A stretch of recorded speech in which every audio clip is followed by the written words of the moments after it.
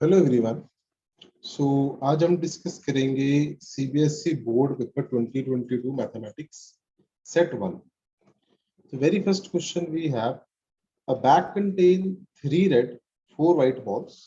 मतलब एक बैग में आपके पास 3 रेड और 4 व्हाइट बॉल्स हैं, ठीक है। और आपको यहाँ पे बोला गया है कि 3 balls are drawn at random one by one, एक के बाद एक, without replacement from the bag.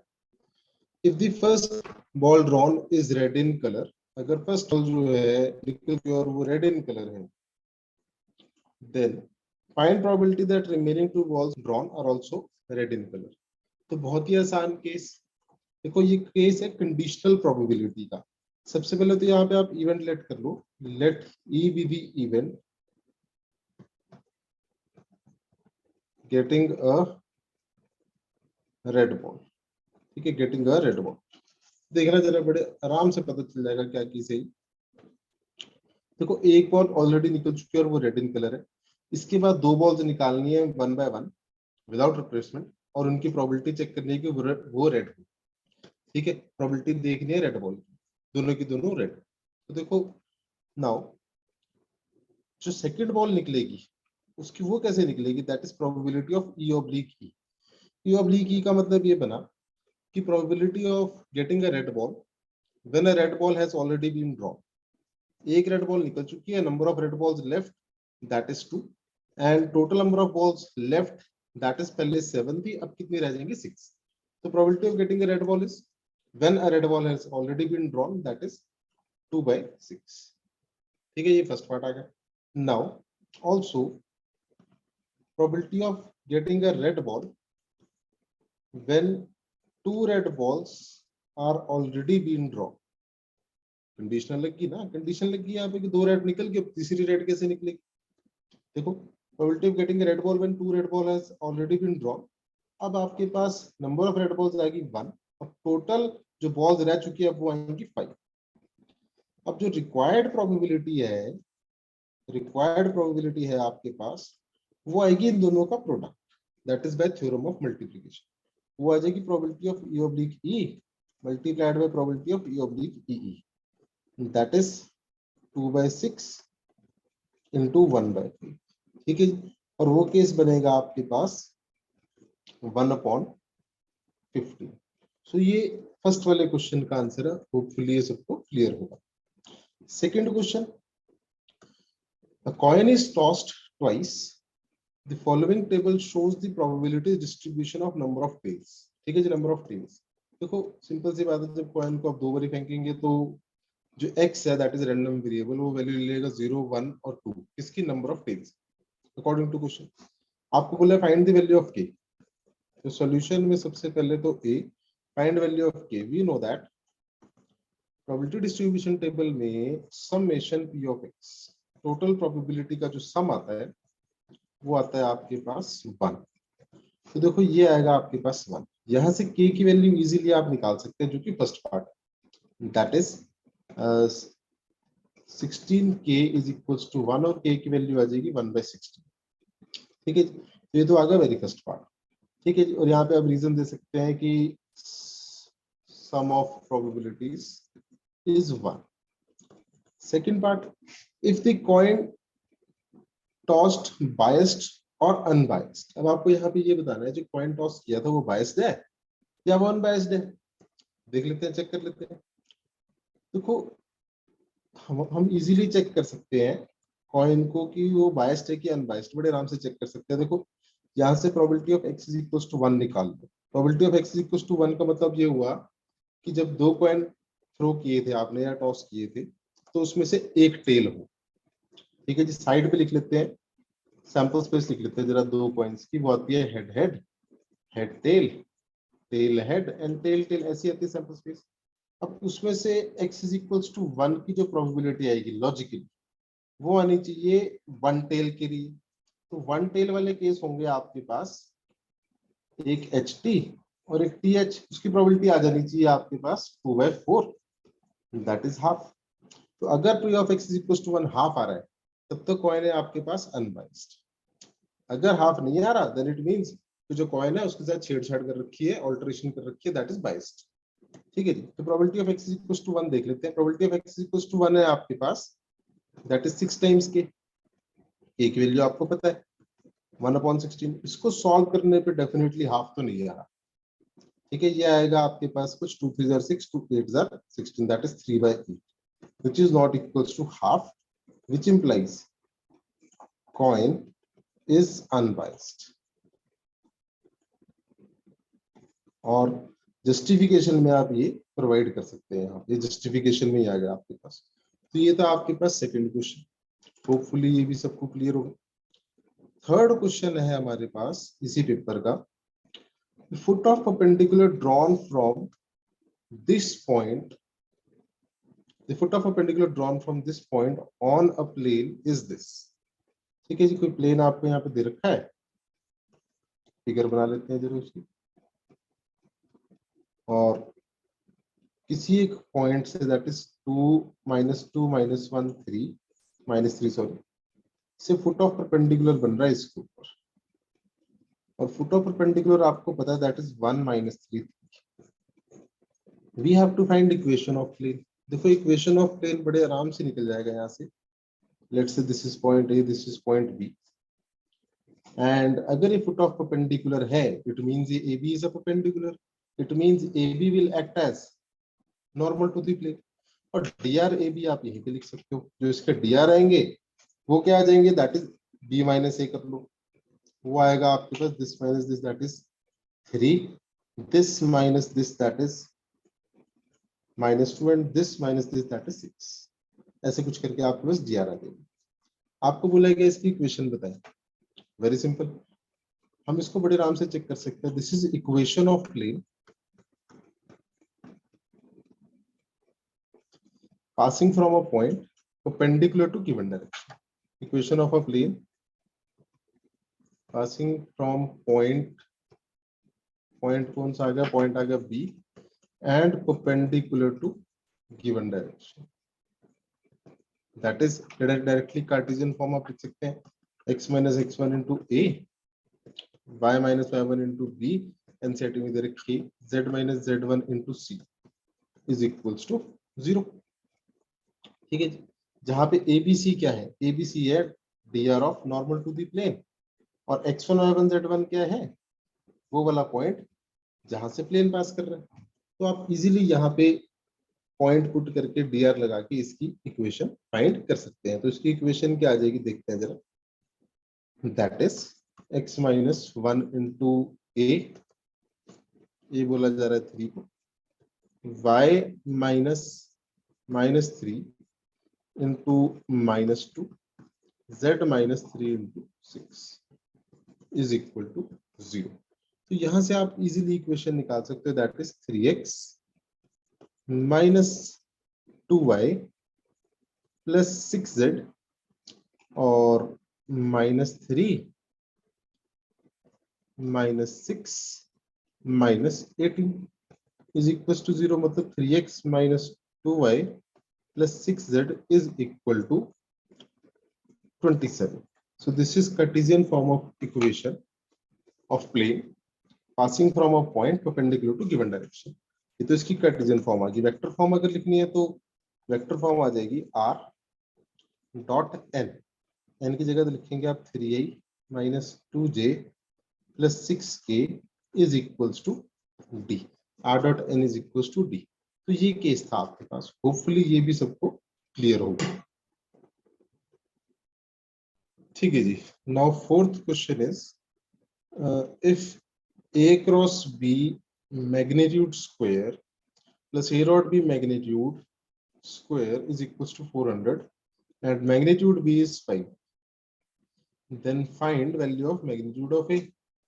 Very simple, solution में we know that A cross B जो होगा उसका जो magnitude जो होगा वो क्या होगा, वो होगा magnitude A magnitude B sin theta, it is magnitude A magnitude B sin theta।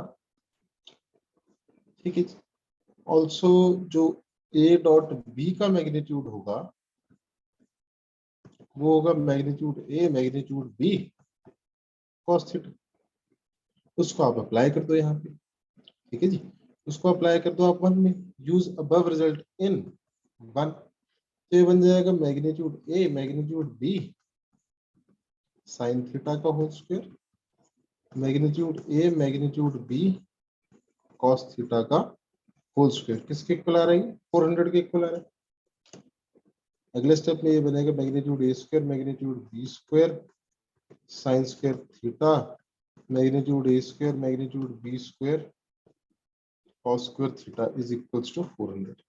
यहां से आप मैग्नीट्यूड ए square magnitude B square common ले लो, अंदर बचेगा sine square theta plus cos square theta, ठीक है ना, ऐसे कुछ बचेगा आपके पास, और राइट साइड आ गया आपके पास 400। अब sine square theta plus cos square theta होती है आइडेंटिटी, वो बन जाएगा 1, और मैग्नीट्यूड ए स्क्वायर मैग्नीट्यूड बी स्क्वायर आपके पास आ जाएगा 400। इजीली आप यहाँ पे मैग्नीट्यूड बी की वैल्यू लगा सकते हैं, ठीक है ना, from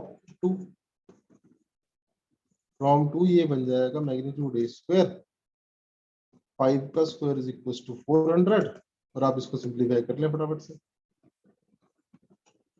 magnitude A square is equal to 400 upon 25, जब आप इसको सिंप्लीफाई करेंगे तो ये बनेगा magnitude A square is equal to 16, magnitude a आ जाएगा आपके पास 4।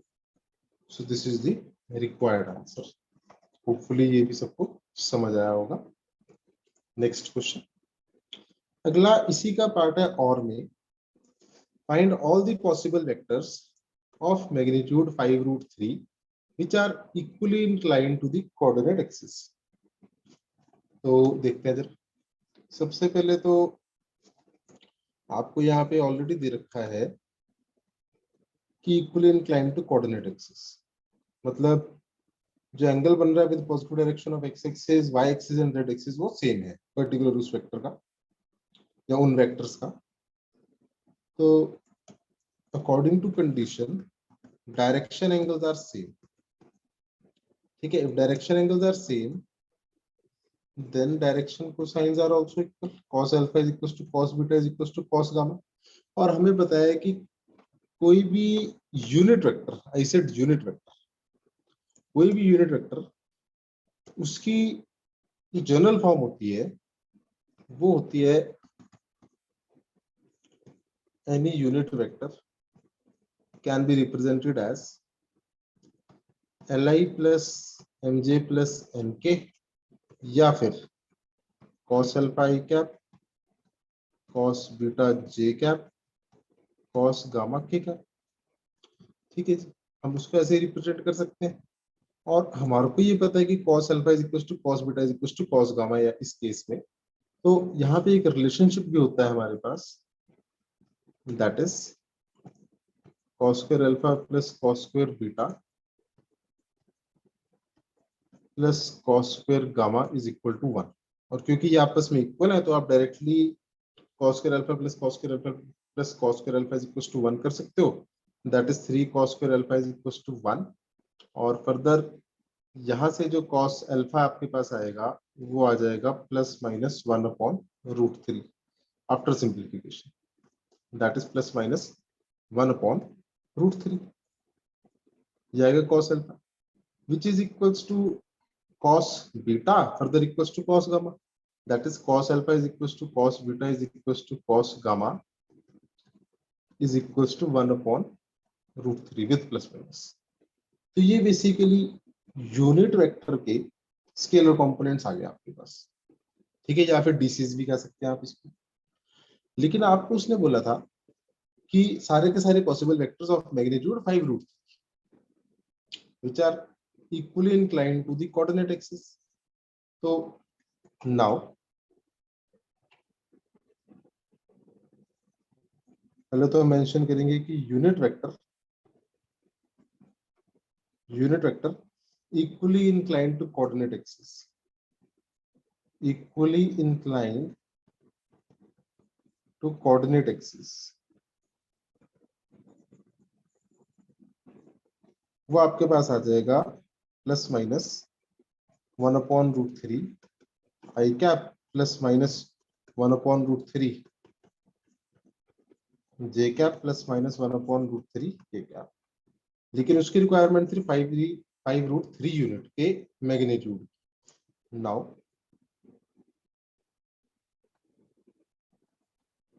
रिक्वायर्ड वेक्टर, पहले तो यूनिट वेक्टर को कुछ नाम दे दो। Let's unit vector is some a cap, unit vector is some a cap, so a cap is basically above case. Now required vector is basically 5√3 a cap, क्योंकि जो final vector चाहिए आपको उसका मैग्नीट्यूड होना चाहिए 5√3। ठीक है जी, तो वो वेक्टर क्या आ जाएगा, दैट इज, इसको 5√3 से आप मल्टीप्लाई करते हैं, दैट इज ये बन जाएगा प्लस माइनस 5√3 अपॉन √3 आई कैप प्लस माइनस 5√3 अपॉन √3 जे कैप प्लस माइनस 5√3 अपॉन √3 के कैप। तो फाइनल वेक्टर जो आपके पास बनना चाहिए यहाँ पे वो आना चाहिए √3 से √3 कैंसल, प्लस माइनस बेशक बाहर ले लो आप, अंदर बचेगा 5i plus 5j plus 5k। So this is the required vector. This is the required vector which is of magnitude 5√3 equally inclined to the coordinate axis. तो ये वेक्टर आपको चाहिए था, this is the required vector. Hopefully ये सबको समझ आया होगा। नेक्स्ट क्वेश्चन है हमारे पास, that is find general solution of differential equation this. जब आप इस डिफरेंशियल इक्वेशन को ध्यान से एनालाइज करेंगे तो पता चल रहा है कि ये जो डिफरेंशियल इक्वेशन है ये वेरिएबल सेपरेबल है, यहाँ पे वेरिएबल सेपरेट हो गए। secant square x tan y dx is equals to minus secant square y tan x dy, इसको हम परे ले गए। ठीक है जी, अब x वाले एक साइड ले आओ, y वाले एक साइड ले जाओ, क्योंकि प्रोडक्ट में दे रखा है, आप देख सकते हैं प्रोडक्ट में दिया हुआ सब। तो ये बनेगा secant square x upon tan x is equals to minus secant square y upon tan y, इधर dy लगा दो, यहाँ पे dx लगा दो। ठीक है जी, नाउ टेक इंटीग्रेशन, जब आप यहाँ पे इंटीग्रेशन लेंगे तो ये बन जाएगा secant square x upon tan x dx is equals to secant square y upon tan y dy। साफ पता लग रहा है कौन सी फॉर्म है, डिनोमिनेटर का डेरिवेटिव न्यूमरेटर में पड़ा हुआ दोनों केसेस में। ठीक है, डिनोमिनेटर का डेरिवेटिव न्यूमरेटर में, तो ये डायरेक्ट फॉर्म लग जाएगी, that is log of denominator. Integration का कंसेप्ट है, is equals to right side भी log of denominator tan y plus constant of integration, किसी भी साइड लगा दो आप उसको, और क्योंकि लॉग में चल रहा है क्वेश्चन तो कांस्टेंट भी जो लोगे आप वो लॉग में लेंगे, दैट इज लॉग्स। ठीक है, नाउ ये है log tan x और इधर है log m minus log n, तो log tan x is equals to log m minus log n is basically log of m by n, that is log of c by tan y। take anti-log, take anti-log both the sides, उससे बनेगा tan x is equals to c upon tan y, और log हट जाएंगे, और tan x into tan y is equals to c. So this is the required solution. Hopefully ये सबको समझ आया होगा। ठीक है जी, तो next question is integral x square e to the power x dx। देखो बड़े ध्यान से चेक करना है इस क्वेश्चन को, यहाँ पे आप देख सकते हैं आइलेट लग रहा है यहाँ पे। ठीक है जी, देखना जरा बड़े ध्यान से, आइलेट लग रहा है यहाँ पे, दैट इज आइलेट में हम सबसे पहले अलजेब्रिक फंक्शन देन एक्सपोनेंशियल, तो आप इसको फर्स्ट फंक्शन लेट कर सकते हैं and this will be your second function. तो ये लग जाएगा आपके पास first into integral of second, first into integral of second minus integral derivative of first into integral of second, और इस पूरे का इंटीग्रेशन, या फिर आगे dx लग जाता है। ठीक है जी, और क्योंकि लिमिट पे चल रहा है ये क्वेश्चन, तो लिमिट हम यहाँ पे लगा सकते हैं, that is 0 to 1। Now x square e की पावर एक्स का इंटीग्रल होता है ई की power x minus integral derivative of x square. देखो एक्स स्क्वायर का डेरिवेटिव होगा 2x, ई की पावर एक्स का इंटीग्रल होगा ई की पावर एक्स। ठीक है जी, और dx फ्रॉम 0 से 1। Further this will become x square e की पावर एक्स माइनस 2 बाहर x e की पावर x dx फ्रॉम 0 to 1। फिर से ILATE, that is first function is x, second function is e to the power x। ठीक है जी, इस लॉजिक के बिहाफ पे further this will become x square e to the power x minus 2 as it is, first into integral of second minus integral derivative of first into integral of second, और इस पूरे की limit है 0 से 1। ठीक है, देखना जरा अगले स्टेप पे, this will become x square e की power x minus 2 times x e की पावर एक्स का इंटीग्रल ई की power x, derivative of x is 1 and integral of e to the power x is e to the power x, और उस पूरे पे integral लगा था dx from 0 to 1। ये बन गया आपके पास x square e to the power x 2x e की पावर एक्स, मैंने ब्रैकेट ओपन कर दिया। ठीक है जी, साथ के साथ माइनस माइनस प्लस 2 ई की पावर एक्स फ्रॉम 0 to 1। अब आप यहाँ पे लिमिट लगा दो इसकी, दैट इज 0 से 1। ठीक है ना, लिमिट लगा दें इसकी, ये बन जाएगा सबसे पहले यहाँ पे अपर लिमिट, दैट इज 1 का स्क्वायर ई की पावर 1, 2 टाइम्स 1 ई की पावर 1, 2 ई की पावर 1, फिर माइनस लोअर लिमिट 0, क्योंकि x की जगह 0 आएगा तो 0, माइनस 2 टाइम्स x की जगह फिर से 0, और प्लस 2 ई की पावर 0, ऐसा कुछ केस बन जाएगा ये। ठीक है जी, further this will become e माइनस 2e, e माइनस 2e plus 2e minus 2 e to the power 0, e to the power 0 होता है 1, तो यहाँ पे आ जाएगा 2, ऐसा कुछ केस बनेगा। इससे ये कैंसिल, फाइनल आंसर बनना चाहिए आपके पास integration is equal to e minus. Hopefully ये सबको समझ आया होगा। ठीक है जी, तो next question is question number 7 of section B. Find area of the region x square is less than equal to y is less than equal to x plus 2। So सबसे पहले तो यहाँ पे हम इक्वेशंस लिखते हैं। सो इक्वेशंस आर, सॉल्यूशन में, so equations are x square is equal to y and y is equal to x plus 2। यहाँ से आपको पता चल जाता है कि ये पैराबोला है, अपवर्ड पैराबोला, और ये कोई स्ट्रेट लाइन है। ठीक है जी, कोई ना कोई स्ट्रेट लाइन है। देखते हैं किस तरह से केस बनेगा इसका, देखना जरा बड़े ध्यान से। देखो फर्स्ट फिगर तो जो है y is equal to x square, ये तो है parabola, sorry x square is equal to y, ये तो है पैराबोला, और एक ऐसा पैराबोला है, ये है आपके पास अपवर्ड पैराबोला। ठीक है, जब अपवर्ड पैराबोला ओरिएंटेशन ऐसी है, और दूसरी है y is equal to x plus 2, और इसका जो वर्टेक्स है वो है ओरिजिन पे। y is equal to x plus 2 के लिए आप पॉइंट्स निकाल लो फटाफट से। आप x को 0 पुट करें, y आपके पास 2 आ जाएगा, y को 0 पुट कर दो आप, तो x आपके पास आ जाएगा -2। बेसिकली ये पॉइंट बनेगा 0 2, यहाँ कहीं होगा लेट से, एंड -2 0 यहाँ कहीं होगा। तो इसकी फिगर कुछ इस तरीके से बन जाएगी आपके पास। ऐसी कुछ फिगर आपके पास बन जाएगी यहाँ।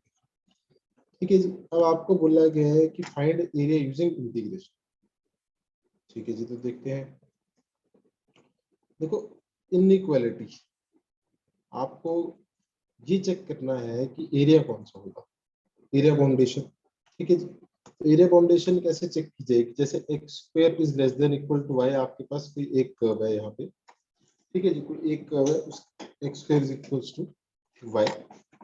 ठीक है जी, तो उसके लिए हम ऐसा करते हैं, कोई एक पॉइंट देख लेते हैं, जैसे ये पॉइंट देख लो 0,2, उस पर चेक करके देख लेते हैं।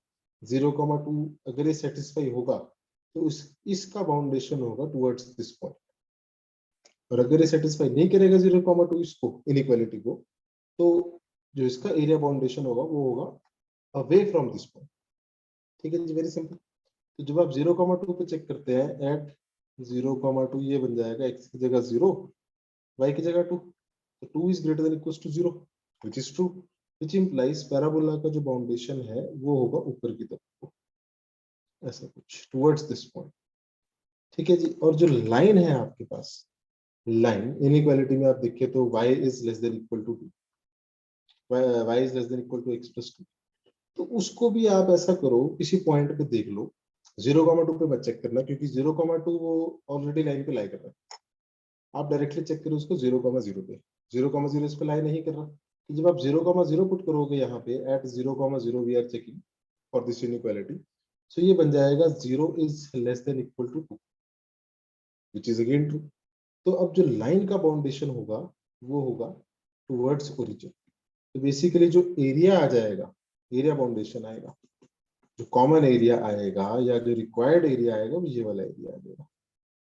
ठीक है जी, वो ये एरिया आ जाएगा, दैट इज यहां से लेकर यहां तक।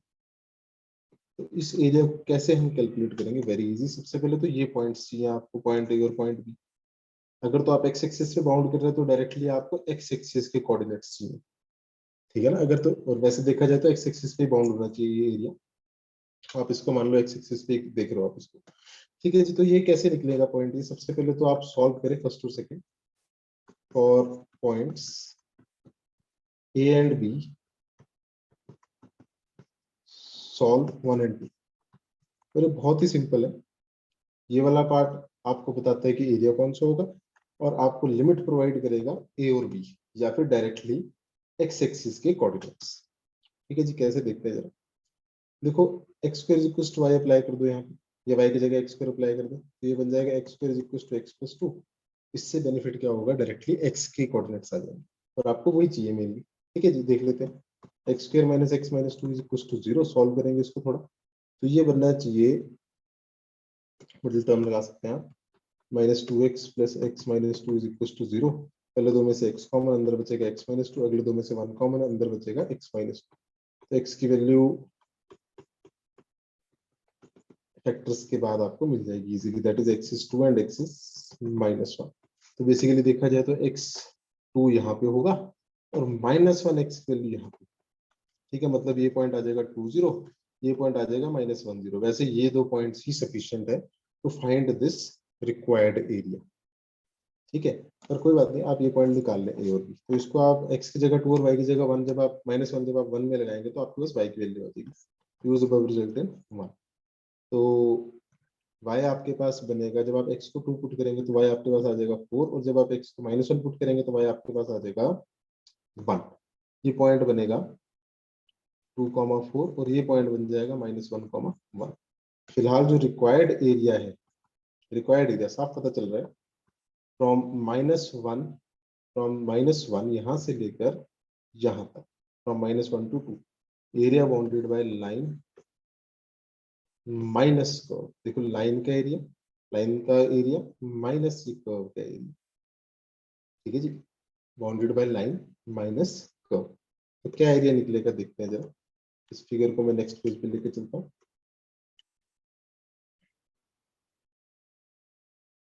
नेक्स्ट पेज पे लेके जा रहे हैं इस फिगर को, और एरिया क्या निकलेगा देखते हैं जरा। देखो रिक्वायर्ड एरिया इज -1 से 2 लाइन माइनस कर्व, और क्योंकि एक्स एक्सिस पे बाउंड कर रहे हैं हम इसको, तो हमारे को एक्स की टर्म्स में इक्वेशन चाहिए। लाइन की इक्वेशन एक्स की टर्म में आ जाएगी x+2, या ऐसे भी लिख सकते हैं आप, डायरेक्टली लिख सकते हैं x+2 माइनस कर्व की इक्वेशन आएगी x की फॉर्म में, कर्व का एक्सप्रेशन x की फॉर्म में जो आएगा वो आएगा x² डायरेक्ट, इंटीग्रेशन कर रहे हैं dx लगा देंगे आगे। ठीक है जी, बहुत ही आसान। दिस विल बिकम -1 से लेकर 2, डायरेक्टली जब आप इसका इंटीग्रेशन करेंगे तो ये बन जाएगा x² प्लस 2x और -x³ इंटीग्रेशन करने के बाद ये ऐसा कुछ बन जाएगा। उसके बाद आप यहाँ पे लिमिट लगा सकते हैं फ्रॉम -1 to 2। देखो अब ये लिमिट को कैसे इजीली तरीके से अप्लाई किया जाता है, थोड़ा सा कॉम्प्लेक्स वे है। अगर हमने इसको डायरेक्टली लगा दिया, क्या करना चाहिए, लिमिट लगेगी तो वेरिएबल पे, तो हम उसको डायरेक्टली वेरिएबल पे लगा सकते हैं। We can write this as, हम इसको ऐसे लिख सकते हैं, हाफ x² -1 से 2 लिमिट प्लस 2 टाइम्स x -1 से 2 -1/3 फ्रॉम -1 to 2। अब आप वेरिएबल पार्ट पे डायरेक्टली लिमिट लगा सकते हैं, तो ये बन जाएगा half upper limit minus lower limit, ऐसा कुछ केस बनेगा पहला पार्ट। दूसरा पार्ट 2 माइनस -1, थर्ड पार्ट जो आएगा -1/3, 2 का क्यूब माइनस -1 का cube. Further this will become half 4 -1 plus 2 times 2 + 1 -1/3 times 8 + 1, ऐसा कुछ आ जाएगा। 8 + 1, -1 का क्यूब -1 माइनस प्लस, और ऐसा कुछ आ जाएगा। लास्ट में ये बनना चाहिए हाफ 3/2 कह सकते हैं आप directly, plus 6 minus 9/3, that is this will become 3/2 plus 6 minus 3, 3/2 plus 3, that is 2 3 6 plus 3 9/2 square units, क्योंकि एरिया है, और 4.5 स्क्वायर यूनिट्स। तो इस तरीके से आप इजीली एरिया फाइंड कर सकते हैं यूजिंग इंटीग्रेशन। तो होपफुली ये भी सबको समझ आया होगा। नेक्स्ट क्वेश्चन देखते हैं, दैट इज क्वेश्चन नंबर 8। दोनों पार्ट्स आपको स्क्रीन पे दिख रहे होंगे होपफुली।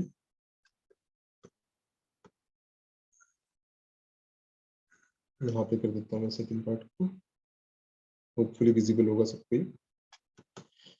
ठीक है जी, फर्स्ट पार्ट है यहाँ पे हमारे पास 8th का जो पार्ट ए है, that is integration 1/e⁻x+1, special type, directly भी हो सकता है, अदरवाइज हमारे को यहाँ पे क्या करना चाहिए, e⁻x ऐड सब्ट्रैक्ट कर दो न्यूमरेटर, सॉल्यूशन में add and subtract e⁻x in numerator. तो दिस विल बिकम, कैसा बन जाएगा ये, इस तरीके से बनेगा कुछ आपके पास, e⁻x +1 माइनस e⁻x, 1 तो एज इट इज था, e⁻x आपने ऐड और सब्ट्रैक्ट कर दिया upon e⁻x +1। Now we can easily break numerator, e⁻x +1 upon e⁻x +1 minus e⁻x upon e⁻x +1 dx। इससे ये cancel, we are left with integral 1 e⁻x upon e⁻x +1 और साथ में dx। और अगर आप ध्यान से चेक करें तो ये डायरेक्ट फॉर्म बन रही है, 1 का इंटीग्रल आ जाएगा x, और जो सेकंड पार्ट आप देख रहे हैं इसमें डिनोमिनेटर का डेरिवेटिव न्यूमरेटर में पड़ा है। सो this is form integral f'(x) upon f(x), यहाँ पे साइड में मैंने वैसे मेंशन कर दिया, that is log of denominator plus c। ये वो वाली टाइप है। ठीक है जी, डायरेक्टली आप यहाँ पे ये टाइप मेंशन करने के बाद आप इंटीग्रेशन लगा सकते हैं। फिलहाल मैंने हटा दिया यहाँ पे क्योंकि जगह कम थी थोड़ी। तो इसका इंटीग्रल आएगा minus log of denominator that is e to the power x plus 1 plus constant of integration. तो आपके पास ये इसका फाइनल आंसर आ जाएगा। होपफुली ये सबको समझ आया होगा। इसी का जो और पार्ट है that is 1 to the 4 1 to 4 mod of x plus mod of 3 minus x dx। अब इस तरह के क्वेश्चन में सबसे पहले तो मॉड लगा हुआ है जी। तो मॉड की डेफिनेशन देखो, मॉड ऑफ x की डेफिनेशन देखो। मॉड ऑफ x जो है क्रिटिकल पॉइंट देखना पड़ता है सबसे पहले हमें। क्रिटिकल पॉइंट इसके लिए मॉड ऑफ x के लिए 0 होता है। 0 से पहले और 0 के बाद आप चेक करते हैं इसको, ठीक है ना। 0 से पहले और 0 के बाद। तो मॉड ऑफ x की वैल्यू आ जाएगी x अगर इनपुट आपके पास या x की वैल्यू जो है वो ग्रेटर देन इक्वल टू 0, तो ये पॉजिटिव आउटपुट देता है। और इन केस अगर x लेस देन 0 है तो इसका आउटपुट आ जाती है माइनस ऑफ x। तो सिंपल सी बात है, 1 से 4 पे चल रहा है केस। मॉड ऑफ x तो डायरेक्टली जो होगा ना, मॉड ऑफ x तो जो आपके पास डायरेक्टली होगा वो x की तरह ही ओपन होगा, मतलब वो x ही आएगा आपके पास, पॉजिटिव आउटपुट ही आएगी उसकी, क्योंकि मॉड है वो। और 1 से 4 चल रहा है तो आउटपुट उसकी x ही आएगी, पॉजिटिव केस ही चलेगा। फर्दर जो 3 माइनस एक्स है, अब 3 माइनस एक्स का जो क्रिटिकल पॉइंट है वो हो जाएगा 3, ठीक है। 3 से पहले और 3 के बाद आप चेक करेंगे। तो 3 माइनस एक्स, अगर आप x की वैल्यू 3 या उससे बड़ी ले लेते हैं, 3 या उससे बड़ी ले लेते हैं, जैसे करते हैं x की वैल्यू 3 से बड़ी पे चेक कर लेते हैं पहले, सिर्फ 3 से बड़ी पे। 3 से बड़ी पे अगर आप चेक करते हैं तो यहाँ पे 3 से बड़ी वैल्यू पुट की जाएगी और मॉड के अंदर वाली वैल्यू जो है वो पॉजिटिव हो जाएगी, सॉरी नेगेटिव हो जाएगी। मॉड के अंदर वाली जो वैल्यू है वो नेगेटिव हो जाएगी। आप चेक करके देख सकते हैं। मान लो आपने x की जगह 4 पुट किया तो 3 माइनस 4, 3 माइनस 4 इज माइनस 1, ठीक है ना। तो नेगेटिव केस बन गया, मतलब मॉड ऑफ 3 माइनस एक्स जो है वो कैसे ओपन होगा, वो ओपन होगा नेगेटिव ऑफ 3 माइनस एक्स। कब? जब x की वैल्यू क्या है 3 से बड़ी। जब x की वैल्यू 3 है तो इसका आंसर 0 आ जाएगा। और जब x की वैल्यू 3 या उससे छोटी है तो केस क्या बनेगा, 3 या उससे छोटी। देखो 3 पुट करो या उससे छोटी वैल्यू पुट करो, 3 पे तो 0 है, 3 से छोटी वैल्यू पुट करो, मान लो 2 पुट किया या 2.5 पुट किया, तो मॉड के अंदर पॉजिटिव आउटपुट आएगी, पॉजिटिव वैल्यू आएगी। तो ये ओपन हो जाएगा 3 minus x, as it is open हो जाएगा। तो ये डेफिनेशन होगी 3 माइनस एक्स के मॉड के लिए, ठीक है। अब आप इजीली वैल्यू लगा सकते हैं। 1 से 4 तो मॉड एक्स को ओपन कर दिया था x प्लस, अब यहाँ पे जो है 1 से 4, 1 से 4 मॉड ऑफ 3 माइनस एक्स, इसको कैसे ओपन किया जाएगा। देखो 1 से लेकर 3 तक, 1 से लेकर 3 तक, जैसे कि आप डेफिनेशन में देख सकते हैं 1 से 3 तक ये आउटपुट दे रहा है पॉजिटिव, तो ये ओपन होगा 3 माइनस एक्स करके।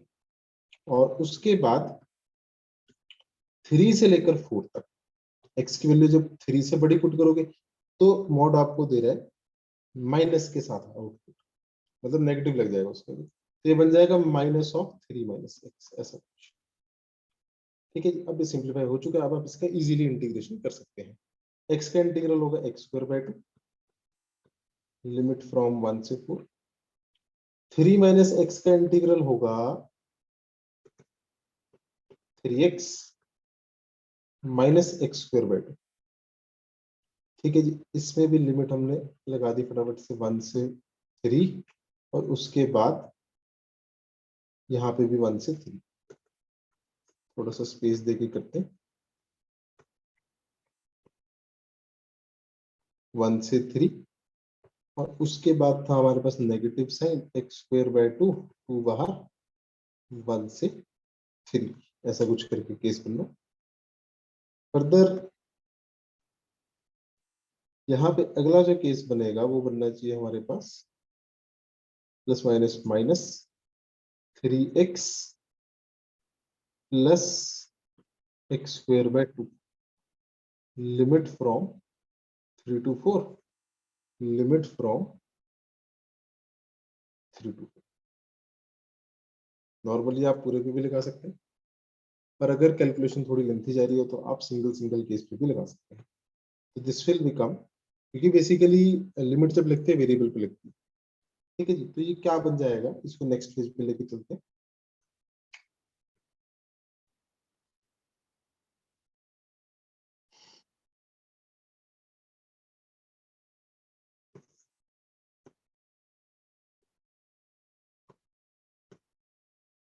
दिखना है क्या बनेगा हमारे पास।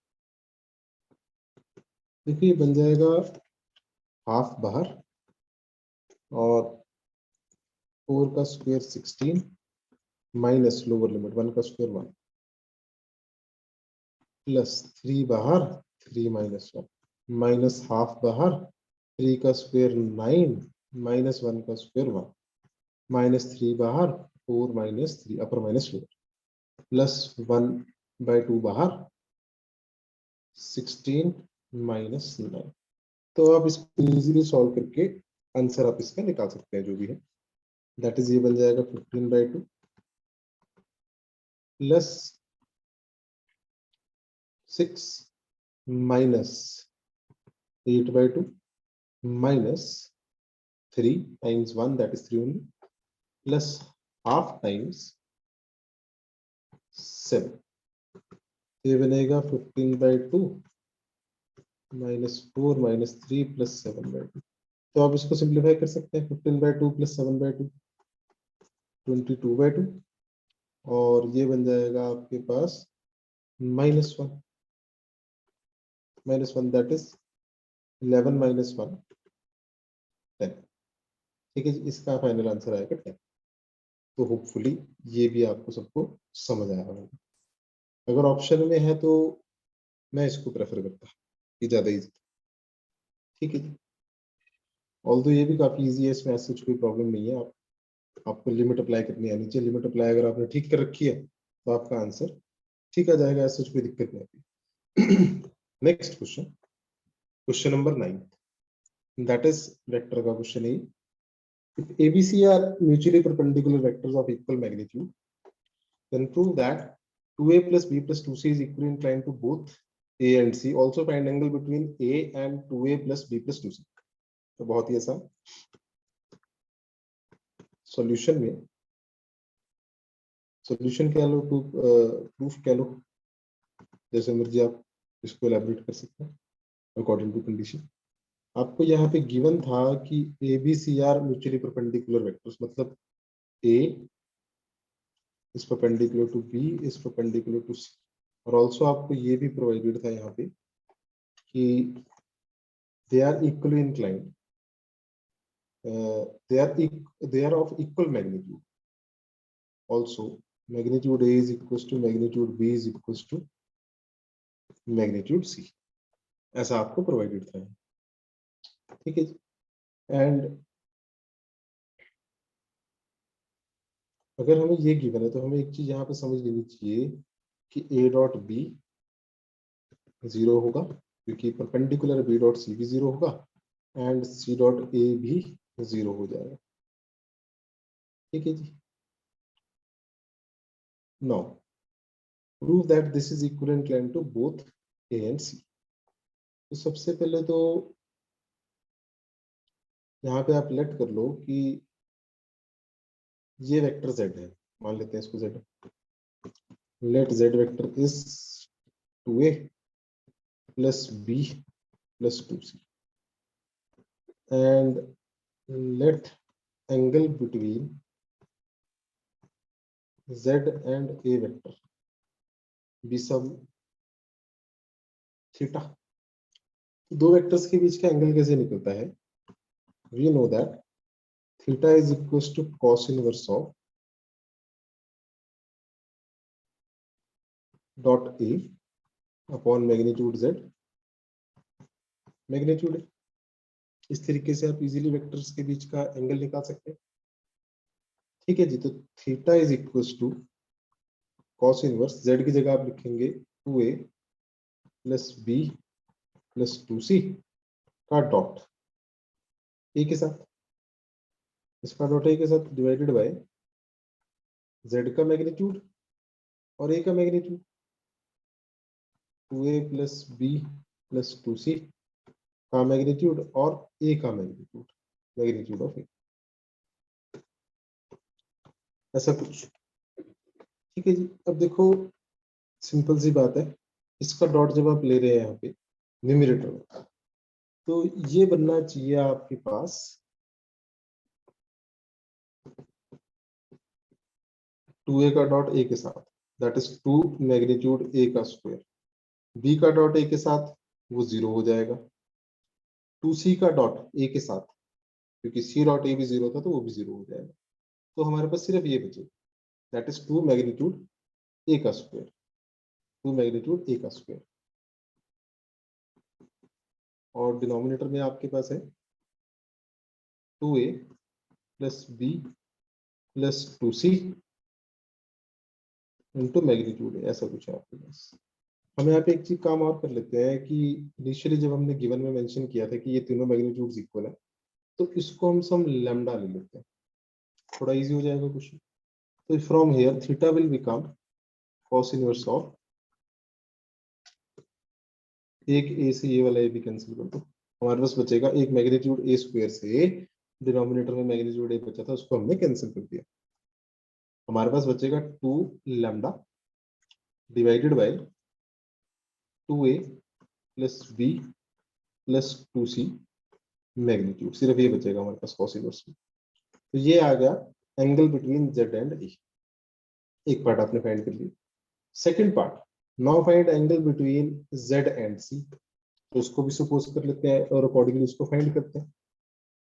Late angle between z and c be let's say some 5 5 बोल देते हैं, which implies phi is equals to cos inverse of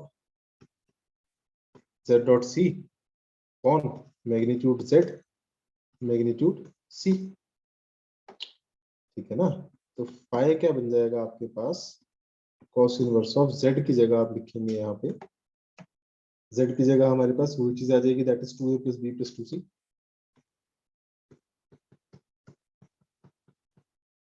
का डॉट c के साथ upon 2a plus b plus 2c magnitude और मैग्नीट्यूड c। अगले स्टेप में आप डॉट ले लें, जैसे आपने पिछले केस में किया था, सिमिलर वही यहाँ पे चलेगा। 2a का डॉट c के साथ 0 क्योंकि म्यूचुअली परपेंडिकुलर है, b का डॉट c के साथ 0 क्योंकि म्यूचुअली परपेंडिकुलर। ये बनेगा 2c का डॉट c के साथ, दैट इज 2 मैग्नीट्यूड c का square upon 2a plus b plus 2c का मैग्नीट्यूड और यहाँ पे मैग्नीट्यूड। तो एक c मैग्नीट्यूड से ये वाला पार्ट कैंसिल। और हमने ऑलरेडी पिछले केस में, आपको ध्यान होगा, यहाँ पे लैम्डा लेट कर लिया था मैग्नीट्यूड्स को। तो हम इसको लिख सकते हैं theta is equal to cos inverse of 2 lambda upon 2a plus b plus 2c magnitude, ऐसा कुछ। ठीक है जी। आप बड़े ध्यान से चेक करना पिछला केस और ये वाला केस, फ्रॉम 1 एंड 2 इसको 1 मार्क कर देते हैं और अगले वाले को 2 बोल देते हैं। From 1 and 2 we can directly say theta is equals to 5, which implies z vector is equally inclined, जो हमारे पास स्टेटमेंट थी यहाँ पे, which implies कि this vector is equally inclined to both a and c, that is z is equally inclined to a vector and c vector। लेकिन question आगे और जा रहा है, आपको ये बोला जा रहा है कि also find angle between A and this, A और इसके बीच का एंगल फाइंड करना है आपने। देखो अब जहाँ पे एंगल फाइंड करने की बात आ रही है, जहाँ पे एंगल फाइंड करने की बात आ रही है, बड़े ध्यान से चेक करना।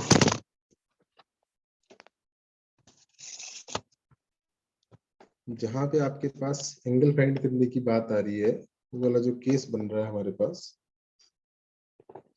देखो फर्स्ट और सेकंड से तो प्रूव हो गया एंगल्स इक्वल, लेकिन जब एंगल फाइंड करना है ना, तो आपको ये वैल्यूज पता होनी चाहिए। ये वैल्यू हमें नहीं पता, तो ये वैल्यू कैसे निकलेगी, बड़े ध्यान से चेक करना इसको। Now second part, now angle between, जैसे कि क्वेश्चन में आपको दिया था angle between A and, A and this. Now angle between A and, हमने Z बोल दिया था उसको, is theta, that is theta की वैल्यू आ रही थी cos inverse 2 lambda upon 2a plus b plus 2c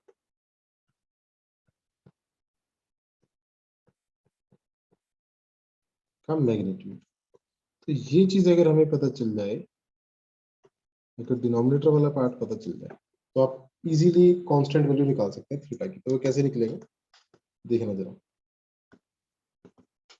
now we know that 2a plus b plus 2c का जो होल स्क्वायर होगा, या इसका डॉट इसी के साथ, होल स्क्वायर भी बोल देते हैं या ऐसे भी बोल देते हैं, इसका डॉट इसी के साथ, तो वो क्या रहेगा 4 मैग्नीट्यूड a का स्क्वायर, देखो ना a plus b plus c का whole square, that is a square plus b square plus c square plus 2ab plus 2bc plus 2ac, वो लग रहा है यहाँ पे। तो a square plus b square plus c square plus 2 times a dot b, 2 times a dot b में क्या आएगा, यहाँ लिख रहा हूँ मैं, 2 times 2a dot b plus 2 times b dot c, b dot c का मतलब b dot 2c plus 2 times a dot c, a dot c का मतलब 2a डॉट 2c, 2a का डॉट 2c के साथ, 2a का डॉट 2c के साथ, और ये वाला पूरा का पूरा पार्ट हो जाएगा 0, क्योंकि म्यूचुअली परपेंडिकुलर वेक्टर्स थे, ठीक है ना। a डॉट b 0, 2 बाहर आ जाएगा, b डॉट c 0, यहाँ से 2 और 2 बाहर आ गए, a डॉट c 0, ये पूरा का पूरा पार्ट 0 हो गया। This will become plus b plus 2c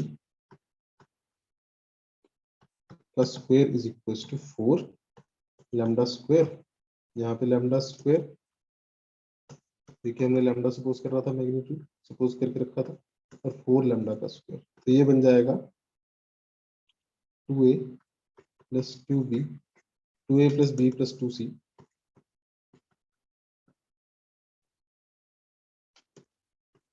का जो स्क्वायर आ रहा है, या जो उसका मैग्नीट्यूड का स्क्वायर आ रहा है, बेसिकली इसका मैग्नीट्यूड का स्क्वायर भी लिख सकते हैं आप, इस तरीके से लिख सकते हैं इसको, इसके मैग्नीट्यूड का square is equal to, which is equal to 9 lambda square, ठीक है जी। तो यहाँ से आपको तो मैग्नीट्यूड चाहिए था, तो taking square root both sides, taking square root both sides, square root both the sides, यहाँ से हमारे को मिल जाएगा 2a plus b plus 2c का जो मैग्नीट्यूड आएगा, दैट विल बी 3 लैम्डा, ठीक है। Now put this particular in a, put above result in a, तो वहां से थीटा आपको मिल जाएगा, that is cos inverse 2 lambda, denominator में इसका जो मैग्नीट्यूड है ये 3 लैम्डा पुट कर देंगे आप, क्योंकि आप फाइंड कर चुके हो ऑलरेडी, लैम्डा से lambda cancel, theta will be cos inverse 2/3, so this is the required part. Hopefully ये समझ आया होगा सबको। नाउ अगला जो क्वेश्चन है हमारे पास, question number 10, if a line makes 60 degree and 45 degree with positive direction of x-axis and z-axis respectively, then find the angle that it makes with positive direction of y-axis, ठीक है जी। hence write the DCs of the line, hence write the DCs of the line। तो देखते हैं कैसे होएगा। सबसे पहले तो यहाँ पे आप फिगर बना लेंगे इसकी, ठीक है जी। फिगर देखते हैं कैसे बनेगी इसकी, बहुत ही आसान। और ये लाइन आ रही है, this makes an angle of 60 degree and 45 degree with x and z, ये y और ये z, और y के साथ आपको नहीं पता क्या, और कोई भी लाइन आती है वो alpha beta gamma with positive direction of x axis y axis and z axis angle बनाती है। एंड सॉल्यूशन में we know that cos square alpha plus cos square beta plus cos square gamma is equal to 1, ये direct relation होता है हमारे पास, ठीक है जी। उसके बिहाफ पे आप कॉस स्क्वायर बीटा निकाल सकते हो, फर्दर बीटा निकाल सकते हो। तो कैसे होगा देखते हैं जरा। This will become cos square 60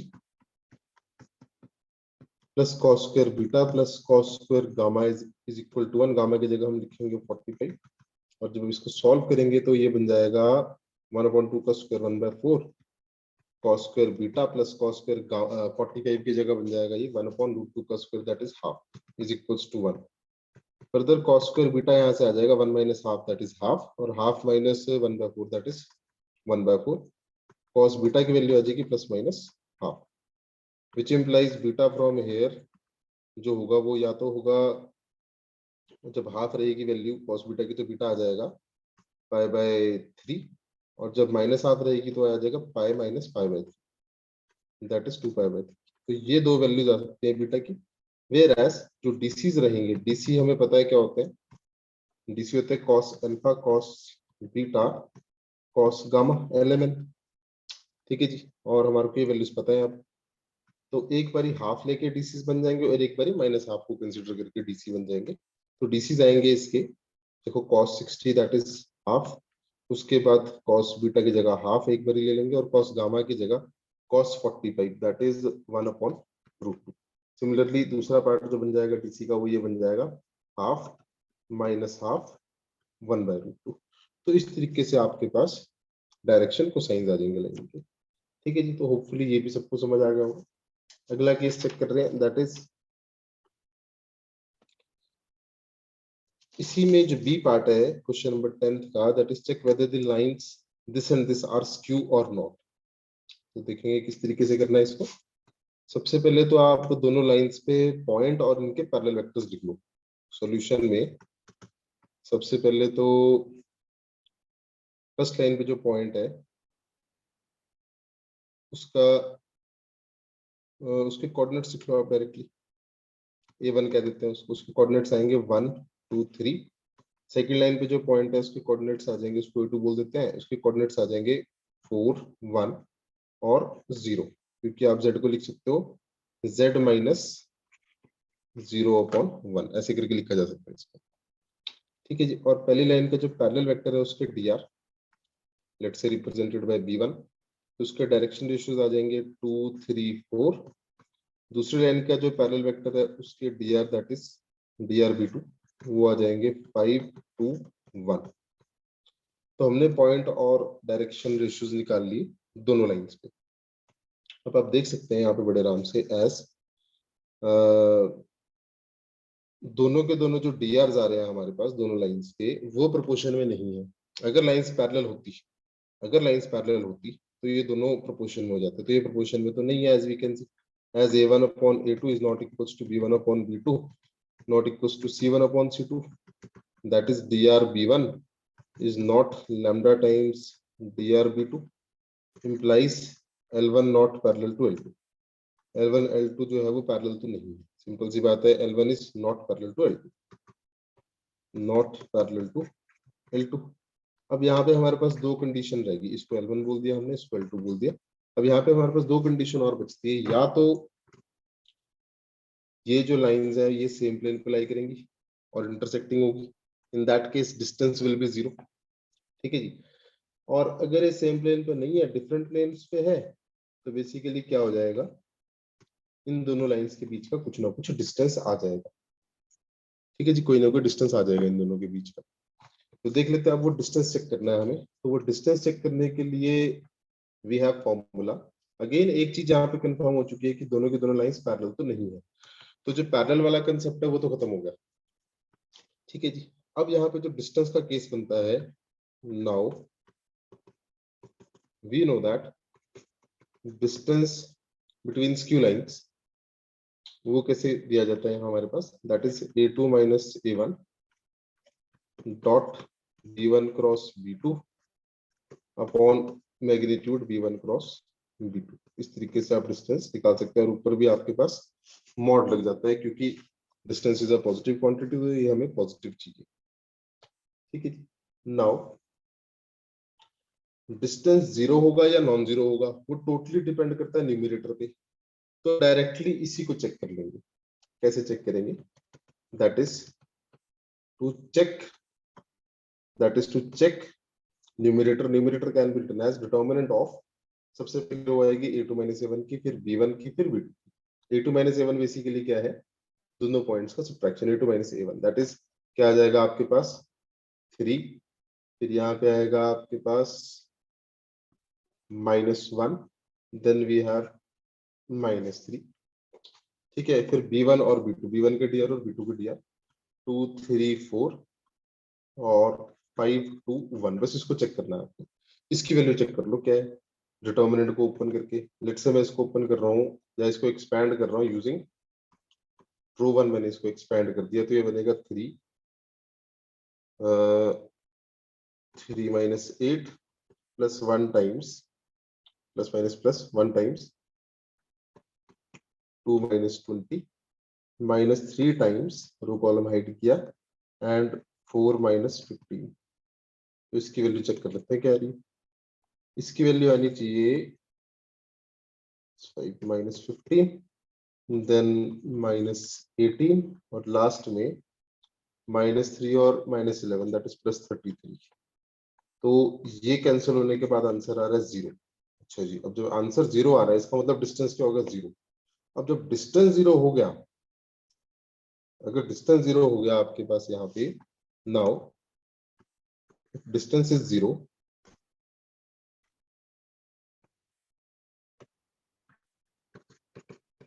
क्योंकि न्यूमरेटर 0 है तो डेफिनेटली डिस्टेंस 0 जाएगा, ठीक है ना। तो डिस्टेंस अगर 0 होगा विच इंप्लाइज लाइंस इंटरसेक्ट्स, और ये सेम प्लेन पे लाई करने वाला concept means lines are non skew, lines are non skew. तो इस तरीके से हम चेक करेंगे इसको। तो होपफुली ये सबको समझ आया होगा। नेक्स्ट पार्ट देख रहे हैं, अगला question, that is question number 11 section C. Find equations of plane passing through the line of intersection of plane this and this which are at distance of 1 unit from the origin. तो ये भी बहुत बढ़िया type है और काफी ज्यादा easy case है, ये देखते हैं जरा कैसे हो गए। देखो सबसे पहले तो आपको इसकी जनरल फॉर्म लिखनी पड़ेगी प्लेन की। वी नो दैट, पहले इसको हम ऐसे करते हैं, कार्टेशियन फॉर्म में लिख लेते हैं दोनों प्लेन्स को, उससे थोड़ा इजी हो जाता है। सॉल्यूशन में कार्टेशियन फॉर्म ऑफ प्लेन्स क्या आ जाएगी, that is x plus 3y is equal to 6 और दूसरी आएगी आपके पास 3x minus y minus 4z is equal to 0, ऐसे करके कार्टेशियन फॉर्म आ जाएगी, ठीक है जी।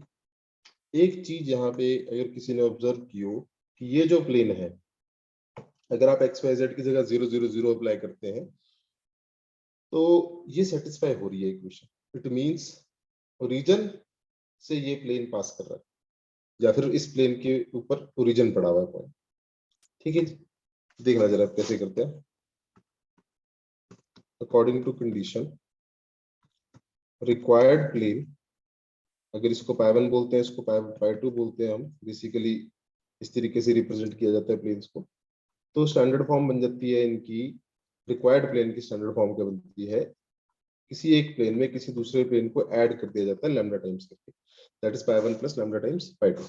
This is the final form, ये फॉर्म आएगी इसकी जो भी रिक्वायर्ड प्लेन है, दैट इज इसको इसमें ऐड कर दिया लैम्डा टाइम्स। जब आप इसको ऐड करेंगे तो ये बनेगा, x कॉमन ले लिया, अंदर बचेगा 1 प्लस 3 लैम्डा, फिर y कॉमन ले लिया, अंदर बचेगा 3 माइनस लैम्डा, फिर यहाँ पे कुछ भी नहीं है, मतलब -4 lambda z is equals to 6 plus 0 lambda या फिर डायरेक्टली 6। तो इस तरीके से आपके पास ये केस बनेगा। ये जो इक्वेशन है ये रिक्वायर्ड प्लेन की इक्वेशन। अब हमारे को यहाँ पे प्रोवाइडेड है कि this plane are at distance of 1 unit from the origin, मतलब इसका ओरिजिन से जो डिस्टेंस है वो 1 यूनिट दे रखा है, that is d upon magnitude normal is equals to 1 unit. तो इसका मतलब क्या बनेगा, बहुत ही आसान, देखना जरा, d की जगह आप लिख दोगे यहाँ पे 6 अपॉन मैग्नीट्यूड नॉर्मल की जगह, जो नॉर्मल है इस प्लेन के, वो उनको रिप्रेजेंट किया जा रहा है इसके थ्रू, क्योंकि ये फॉर्म बन गई ना आपके पास, कौन सी फॉर्म बन गई है? ये फॉर्म बन गई है आपके पास, यहाँ पे लिख देते हैं ax plus by plus cz is equals to d। Direct form बन गई आपके पास। ठीक है जी, तो इसका डिस्टेंस फ्रॉम ओरिजिन दे रखा 1 यूनिट या फिर यूनिट। तो क्या केस बनेगा देखते हैं जरा। That is 6 upon magnitude normal a square plus b square plus c square under the root is equal to 1। तो यहां से आप इजीली लैम्डा की वैल्यू फाइंड कर सकते हैं after simplification. Shifting and squaring, shift करो और स्क्वायर करो तो ये बन जाएगा 36 इज इक्वल्स टू, शिफ्ट करने के बाद डायरेक्टली स्क्वायर कर रहे हैं, इज इक्वल्स टू, इसको ओपन कर दो और इन सबको भी ओपन कर दो तो ये क्या केस बनेगा, ये बनेगा 1 plus 9 lambda square plus 6 lambda plus 9 plus lambda square minus 6 lambda plus 16 lambda square, ऐसा करके आएगा कुछ। देख लो कुछ टर्म्स कैंसिल हो रही होंगी और ये आपके पास बनना चाहिए कुछ 36 is equals to 10 plus 26 lambda square. 26 is equals to 26 lambda square, lambda square की वैल्यू आ गई यहाँ से 1 और लैम्डा आ जाएगा आपके पास प्लस माइनस 1। तो लैम्डा की वैल्यू आ गई आपके पास प्लस माइनस 1। अब आप लैम्डा की वैल्यू प्लस माइनस 1 एक बारी यहाँ पे अप्लाई कर दो, मतलब लैम्डा की एक बारी वैल्यू 1 लगाओ, एक बारी माइनस 1 लगाओ, उससे आपके पास दोनों इक्वेशन आ जाएंगी प्लेन की, जो भी रिजल्टेंट प्लेन होगा।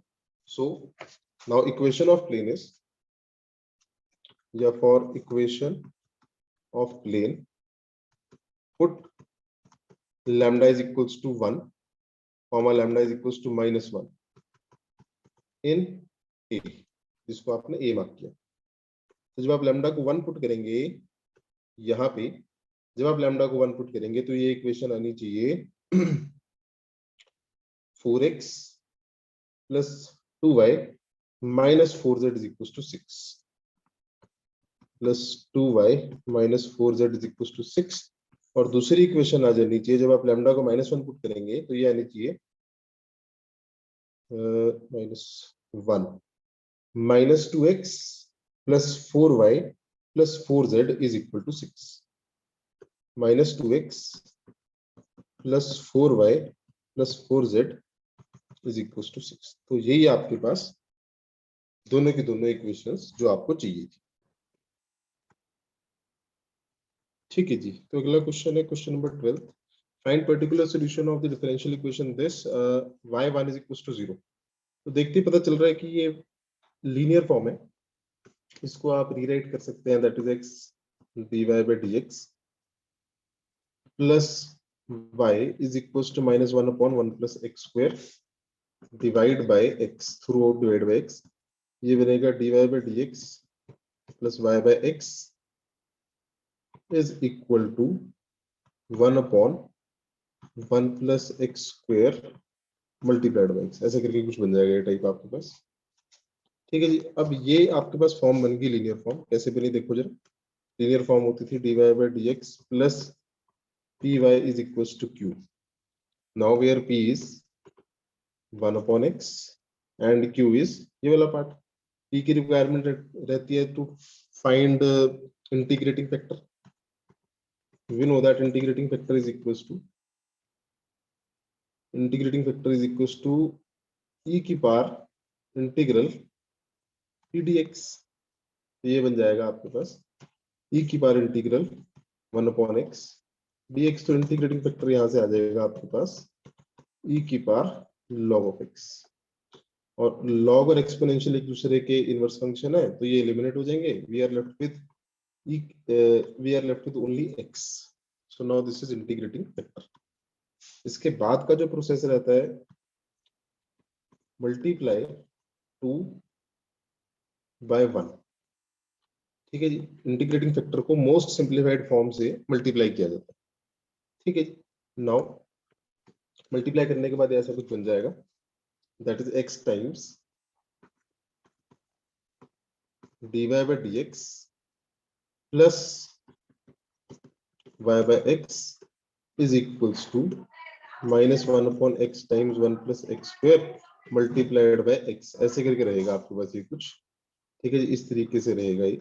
Now on simplification, right side पे तो x से x एलिमिनेट हो गया, और ये जो लेफ्ट साइड वाला पार्ट बनता है, ये लीनियर फॉर्म का प्रोसीजर है कि जो लेफ्ट साइड वाला पार्ट बनेगा, ये बनेगा derivative of integrating factor into y is equals to -1 upon 1 plus x square, इस तरीके से बन जाएगा आपके पास कुछ, ठीक है जी, ऐसे करके कुछ बनेगा आपके पास, ठीक है जी, वेरी सिंपल।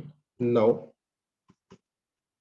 टेक इंटीग्रेशन, जब आप यहाँ पे इंटीग्रेशन लेंगे तो लेफ्ट साइड पे आपके पास आ जाएगा only x y, right side पे 1 बाहर, नेगेटिव साइन बाहर, 1 upon 1 plus x square dx, तो इसका इंटीग्रेशन आ जाएगा, this is of form 1 upon 1 plus x square that is 1 upon a tan inverse x upon a, तो ये बन जाएगा आपके पास 1 upon a tan inverse x plus constant of integration, इस तरीके से आपके पास कुछ बनेगा ये, that is minus tan inverse x plus c, ठीक है जी। तो आपको तो चाहिए था general solution, particular solution, general solution आपके पास आ चुका, आपको चाहिए था पर्टिकुलर सॉल्यूशन, तो at x is equals to 1, at x is equals to 1 y is 0, ये मतलब हुआ ना इसका, y1 इज इक्वल्स टू 0 का मतलब हुआ कि जब x की वैल्यू 1 पुट की तो आउटपुट क्या आ रही है 0, आउटपुट क्या है y, तो जहां पे x है वहां 1 लगा दो, जहाँ y है वहां पे 0 लगा दो, तो ये लेफ्ट साइड बन जाएगा 0 is equals to minus tan inverse 1 plus c, मतलब ये आता है pi by 4, left side shift करने के बाद पॉजिटिव हो जाएगा ये, तो c की वैल्यू आ गई पाई बाय 4, बस इसको यहाँ पे अप्लाई कर दें, use this in, let's say this is b, use this in b, तो इक्वेशन आपके पास आ जाएगी, या जनरल सॉल्यूशन आपके पास आ जाएगा, पर्टिकुलर सॉल्यूशन आएगा आपके पास x y is equals to minus tan inverse x plus c की जगह पाई बाय 4, तो ये केस आपके पास बन जाएगा, this is the required part, hopefully ये सबको समझ आया होगा। इसके बाद आपके पास यहीं पे इसका और में जो क्वेश्चन आया था, उसको आपको find the general solution of differential equation, general solution चाहिए, तो देखते हैं जरा कैसे होगा, जनरल सॉल्यूशन चाहिए, और देखते ही पता चल रहा है कि ये होमोजेनियस है, ठीक है जी, कैसे कैसे पता चलेगा, देखो dy बाय dx निकाल लो यहाँ से, dy by dx is equals to 2y की power 4 5x cube y divided by x times y cube plus x cube, इस तरीके से आपने यहाँ पे dy बाय dx निकाल लिया। अब आप ये जो है ये फंक्शन है in terms of x and y, जब आप होमोजेनियस चेक करते हैं तो आप डायरेक्टली चेक कर सकते हैं f of lambda x comma lambda y apply करके, x की जगह लैम्डा x, y की जगह लैम्डा y अप्लाई कर सकते हैं आप, और चेक कर सकते हैं क्या ये बनेगा, देखते हैं, 2 लैम्डा की पावर 4 y की power 4 5 times lambda cube y lambda cube x cube, और यहाँ पे lambda y divided by x की जगह लैम्डा x, y की जगह lambda y, that is lambda cube y cube plus x की जगह लैम्डा क्यूब x क्यूब, ठीक है जी, इस तरीके से आ जाएगा।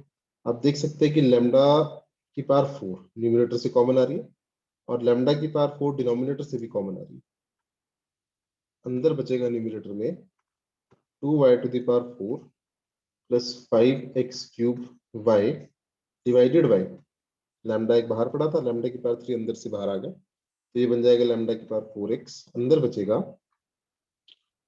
y cube plus x cube, lambda से लैम्डा एलिमिनेट हो गया, that is we are left with lambda to the power 0, और ये वही फंक्शन आपको एज इट इज वापस मिलेगा जो पहले था आपके पास, वही फंक्शन जो function in terms of x comma y था, दैट इज लैम्डा की power 0 function in terms of x comma y, ठीक है जी, ये वाली पार्ट इसके इक्वल आ गया, ये वाला पार्ट इसके इक्वल आ गया, which implies homogeneous equation of degree 0, this is homogeneous equation of degree 0, तो यहाँ पे आप इजीली होमोजेनियस इक्वेशन का प्रोसेस लगा सकते हैं। उसके लिए क्या करेंगे आप, let's say this is 1, put y is equals to vx, और इसका डेरिवेटिव आता है with respect to x, that is dy by dx is equals to v plus x dv by dx after applying uv rule।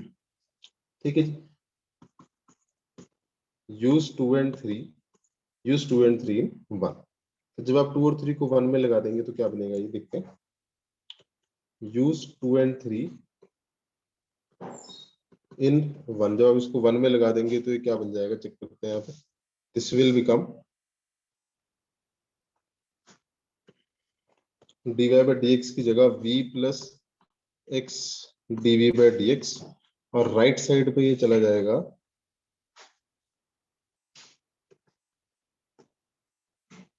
ये वाला part, और इसमें आप put कर रहे थे y is equals to vx, that is 2 vx to the power 4 plus 5 x cube as it is, y की जगह vx divided by x y cube plus vx, x as it is, y cube की जगह vx का cube और x cube, इस तरीके से बनेगा कुछ।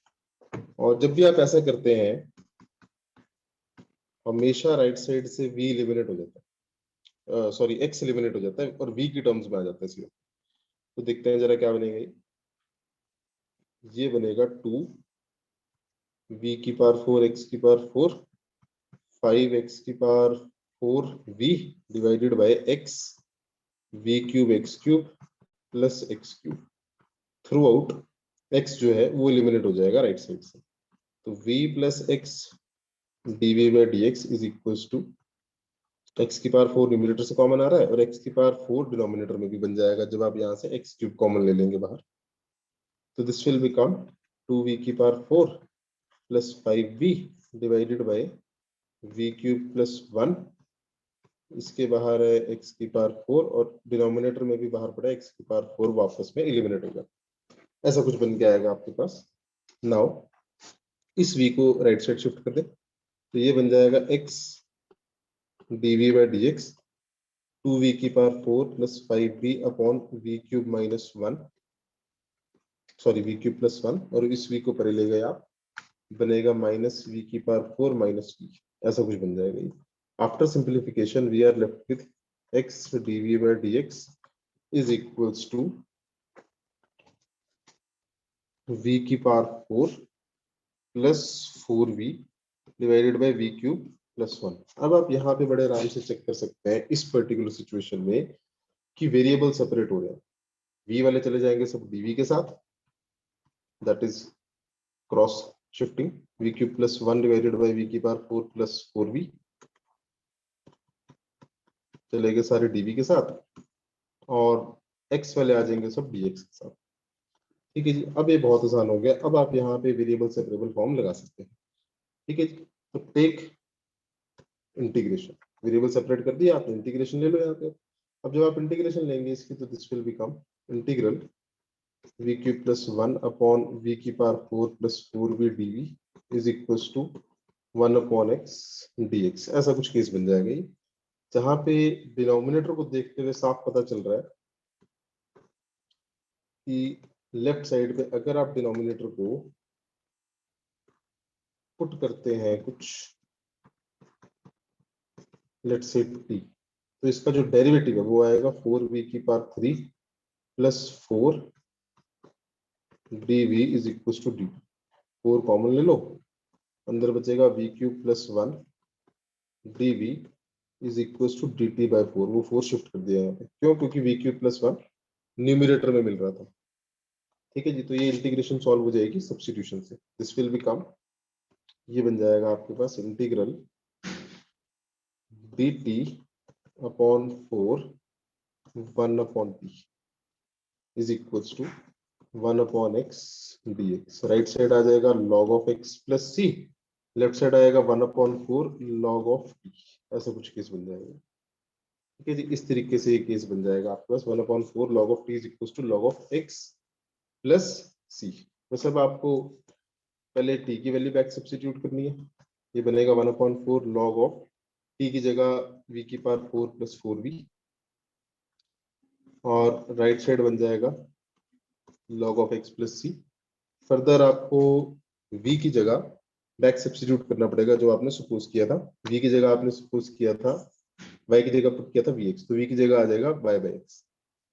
तो this will become 1/4 log of y by x plus 4 y by x is equals to log of x plus c। तो this is the final answer. इसको फाइनल आंसर आप बोल सकते हैं। ठीक है जी, तो होपफुली ये सबको समझ आया होगा। नेक्स्ट पार्ट चेक कर रहे हैं। ठीक है जी, तो नेक्स्ट क्वेश्चन है हमारे पास question number 13, that is evaluate 0 to pi by 2 2 log cos x minus log sin 2x dx। तो सबसे पहले तो यहाँ पे log की प्रॉपर्टी लग जाएगी। देखो log m log n दे रखा है, तो that is log m to the power n की बन जाएगा log of cos square x minus log of sin 2x। ठीक है जी, सबसे पहले तो सिंप्लीफिकेशन ही आएगा यहाँ पे। Further log m minus log n, log m minus log n is basically log of m by n, log of cos square x upon sin 2x from 0 to pi by 2। Now this is log m by n का case है यहाँ पे, और sin 2x को we can write cos square x तो as it is रहना, तो sin 2x को आप लिख सकते हैं 2 sin x cos x। उससे एक cos से एक cos एलिमिनेट हो जाएगा। Now we are left with 0 से pi by 2 log cos x upon 2 sin x, या फिर आप इसको ऐसा भी लिख सकते हैं log of cot x upon 2, क्योंकि cos अपॉन sin को आप cot लिख सकते हैं। ठीक है, फर्दर ध्यान से चेक करना। अब अगर आप ध्यान से देखोगे तो डायरेक्ट इंटीग्रेशन तो नहीं हो रहा, लेकिन प्रॉपर्टी लग रही है यहाँ पे। प्रॉपर्टी आप इजीली अप्लाई कर सकते हो, दैट इज 0 से a, 0 से a f of a minus x dx is equals to 0 से a f of x dx। ठीक है जी, ये प्रॉपर्टी लग रही है। ठीक है जी, आप प्रॉपर्टी लगा सकते हैं इजीली। तो दिस विल बिकम 0 से pi by 2 log of, क्योंकि जब प्रॉपर्टी लगाएंगे तो एक cot of 90 minus x बन जाएगा, और cot of 90 minus थीटा होता है बेसिकली tan थीटा अपॉन 2 है इसके, और यहाँ पे dx। ठीक है, further this will become integration 0 से pi by 2 log of 10x divided by 2 dx। ऐसा कुछ आ जाएगा। Let's say this is second, और इसको आप मार्क कर लो फर्स्ट, और इन दोनों को ऐड कर दो। जब आप इन दोनों को एडिशन परफॉर्म करेंगे तो लेफ्ट साइड तो आ जाएगा 2 टाइम्स इंटीग्रेशन, और राइट साइड ये बन जाएगा 0 से pi by 2 log of m plus log of n, that is log of cot x by 2 plus log of tan x by 2 और dx। ठीक है, further 2i is equals to 0 से pi by 2 log m plus log n, log m plus log n is basically log of mn cot x by 2 tan x by 2 dx। अब cot और tan एक दूसरे के reciprocal होते हैं, तो 2i is equal to 0 से pi by 2 log of 1/4 dx, ऐसा कुछ बन के आ जाएगा ये। And log of 1/4 is constant, तो ये इंटीग्रेशन से बाहर आ जाएगा, ये बनेगा log of 1/4। We are left with integral 0 to pi by 2 dx। इसका इंटीग्रेशन करने के बाद ये बन जाएगा log of 1/4 x from 0 to pi by 2। This will become 2 मैंने शिफ्ट कर दिया, बना log of 1/4 pi by 2 minus 0, या फिर फाइनल आंसर जो आना चाहिए वो आना चाहिए pi by 4 log of 1/4। इस तरीके से आपके पास फाइनल आंसर आ सकता है। ठीक है जी, तो होपफुली ये सबको समझ आया होगा। नेक्स्ट केस, अगला जो केस है वो हमारे पास है, that is question number 14। In a game of archery, each ring of archery target is valued. The centermost ring is worth 10 points and rest of the rings are allotted points 9 to 1 in sequential order moving outwards. Archer A is likely to earn 10 points with a probability of 0.8 and Archer B is likely to earn 10 points with probability of 0.9. ठीक है जी, इसके behalf पे if both of them hit the archery target, then find the probability that exactly one of them earns 10 points. Very first case, and second case both of them earn 10 points. तो बहुत ही easy type. Question को पढ़ते ही समझ आ रहा है कि जो question का केस है यहाँ पे हमारे पास जो प्रोबेबिलिटी है वो इंडिपेंडेंट है। तो सबसे पहले तो सॉल्यूशन में हम यहाँ पे सपोज कर लेंगे let A be the event, let A be the event of A hitting the target. ठीक है जी, let A be the event of archer A hitting the target. A hitting the target. Similarly, आप यहाँ पे suppose कर लो दूसरा event B be the event of B hitting the target. Archer B hitting the target. So according to condition, probability of A आपको दे रखा है यहाँ पे कि अगर वो टारगेट को हिट करता है और अर्न करता है 10 पॉइंट तो उसकी प्रोबेबिलिटी है 0.8. Similarly, probability of B hitting target and earning 10 points will be 0.9. ठीक है जी. Also, अगर A टारगेट को हिट नहीं करता, that is A dash, उसकी प्रोबेबिलिटी आनी चाहिए 1 minus 0.8, that is 0.2, and B not hitting target या फिर probability of B dash वो आनी चाहिए आपके पास 0.1. ठीक है जी, that is total probability minus 0.9.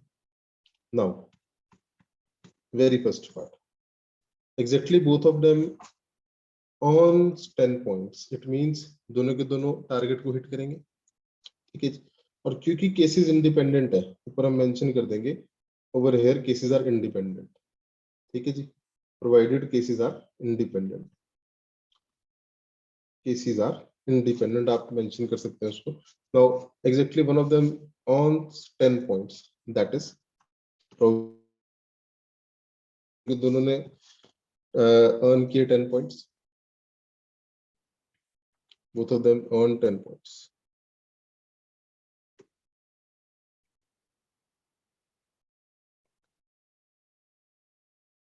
ठीक है जी. तो सॉल्यूशन में सबसे पहले तो हम यहाँ पे इवेंट सपोज कर लेंगे let A be the event that A hitting the target,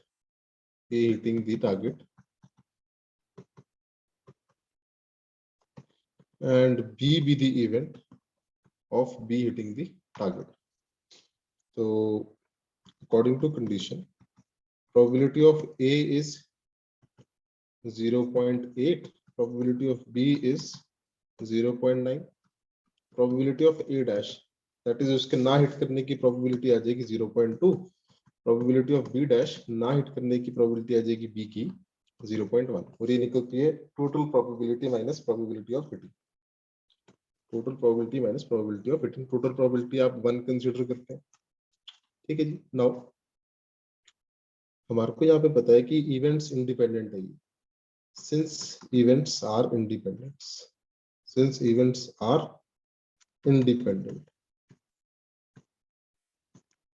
क्योंकि इवेंट्स इंडिपेंडेंट है तो डायरेक्ट हो जाएगा ये केस. सबसे पहला case exactly one of them earns 10 points. इसका मतलब ये होगा कि कोई एक अर्न कर रहा है 10 पॉइंट्स, मतलब अगर ए अर्न कर रहा है तो बी अर्न नहीं करेगा, और अगर बी अर्न कर रहा है तो ए अर्न नहीं करेगा. सिंपल, दैट इज बहुत ही आसान केस. दैट इज क्योंकि इवेंट्स इंडिपेंडेंट है इस वजह से आप इसको लिख सकते हैं P of A into P of B dash plus P of B into P of A dash. P of A आपको पता है कितना, that is 0.8. P of B dash आपको पता है 0.1 प्लस पी ऑफ बी आपको पता है 0.9 और पी ऑफ ए डैश आपको पता है 0.2. तो ये केस बनना चाहिए आपके पास 0.08 प्लस 0.18। तो फाइनल इसका आंसर आना चाहिए 0.26।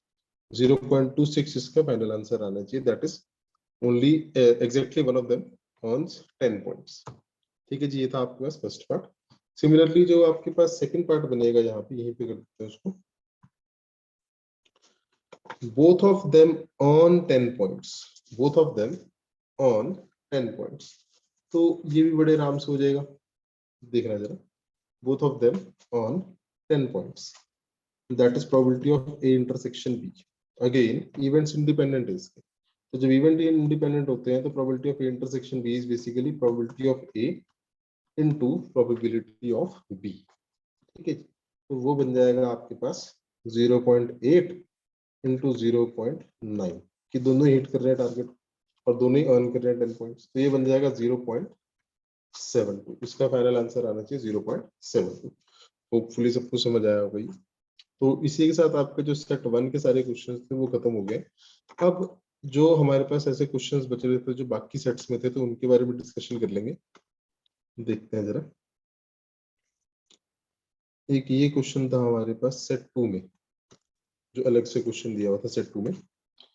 So there are two bags. Bag 1 contain 1 red and 3 white balls,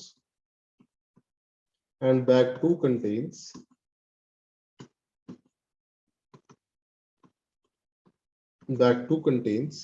3 red and 5 white balls.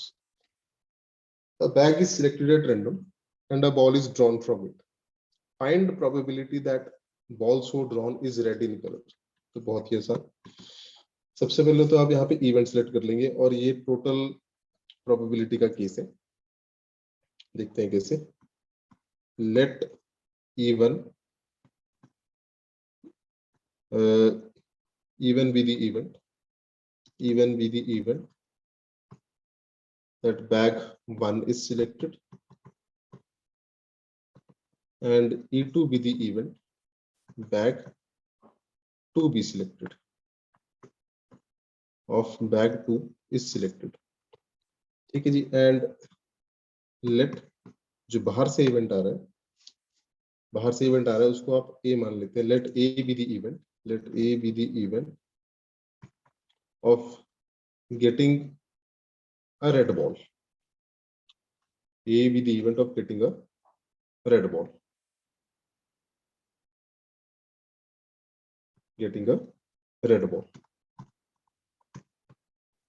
So according to condition our requirement is A।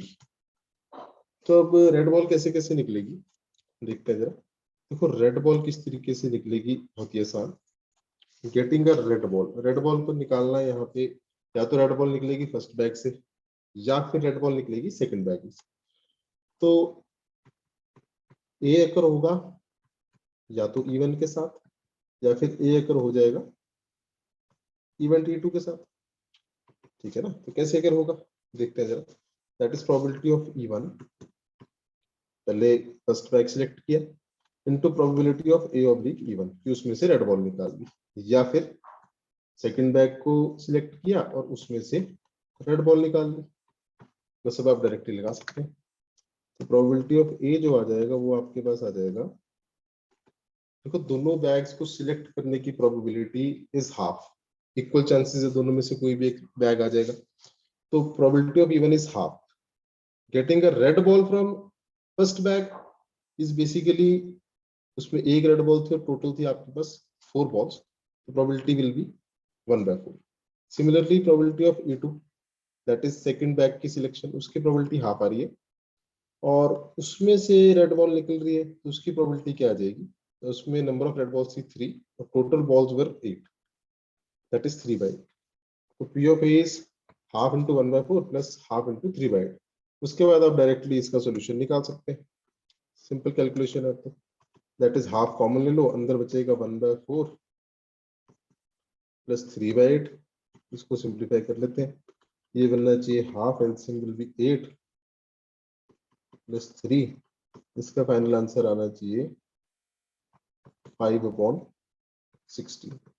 इस तरीके से इसका फाइनल आंसर आएगा। This is the final answer. तो hopefully ये सबको समझ आया होगा। ठीक है जी, अगला क्वेश्चन देखते हैं। सेट 2 का क्वेश्चन नंबर 10, ये भी डिफरेंट था। तो यहाँ पे आपको दे रखा है if A and B are two vectors of equal magnitudes, मतलब magnitude A is equal to magnitude B and alpha is the angle between them, alpha जो है इनके बीच का एंगल है, then prove that this is equal to cot alpha by 2। तो देखते हैं जरा कैसे होगा। This is equal to cot of alpha by 2। सबसे पहले तो वी नो दैट कि a प्लस बी का जो होल स्क्वायर होता है वो होता है basically a plus B magnitude का स्क्वायर, एक ही बात है। और आप उसको लिख सकते हैं magnitude a square plus magnitude b square plus 2a dot b। 2a dot b ऐसे लिखा जा सकता है। और हम इनिशियली सपोज कर लेते हैं कि a is equal to b is equal to some lambda, थोड़ा क्वेश्चन इजी हो जाएगा। ठीक है, further we can write it as magnitude a square plus magnitude b square.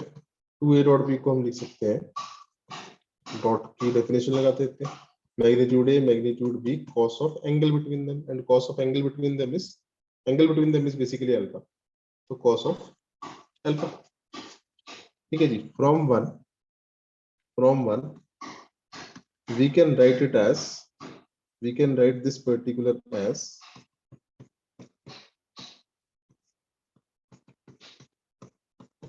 हम इसको ऐसे कुछ लिख सकते हैं, lambda square plus lambda square plus 2 lambda into lambda that is lambda square cos alpha.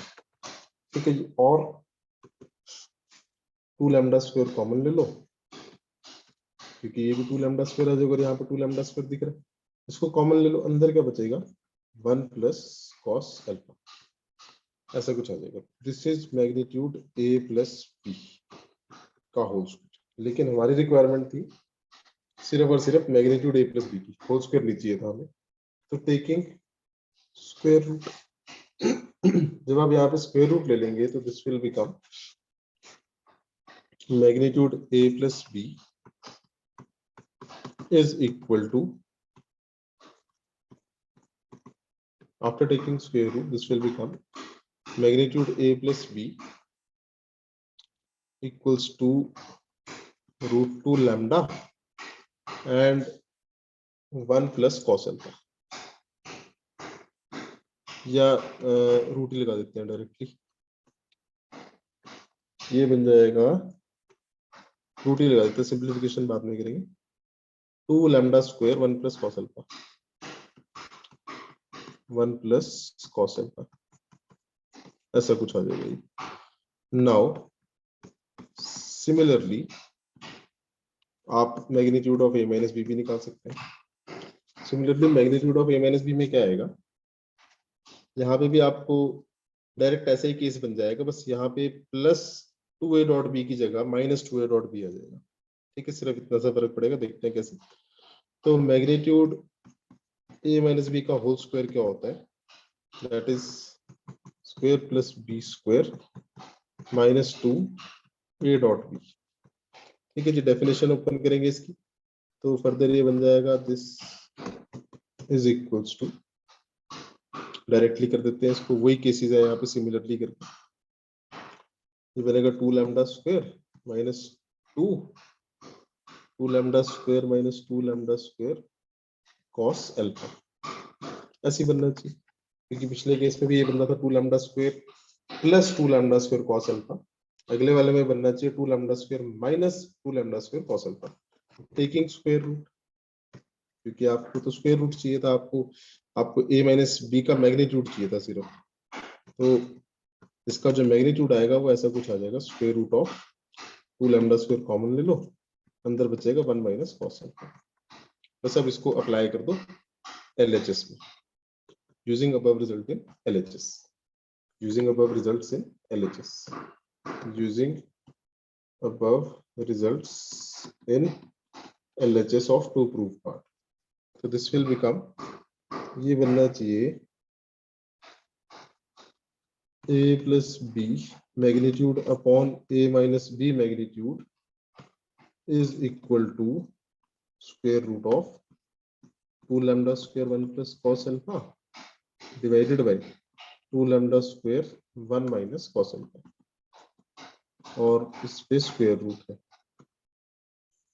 हम इसको कंबाइंड स्क्वायर रूट लगा सकते हैं, न्यूमरेटर डिनोमिनेटर पे कंबाइंड स्क्वायर रूट लग जाएगा, तो दिस विल बिकम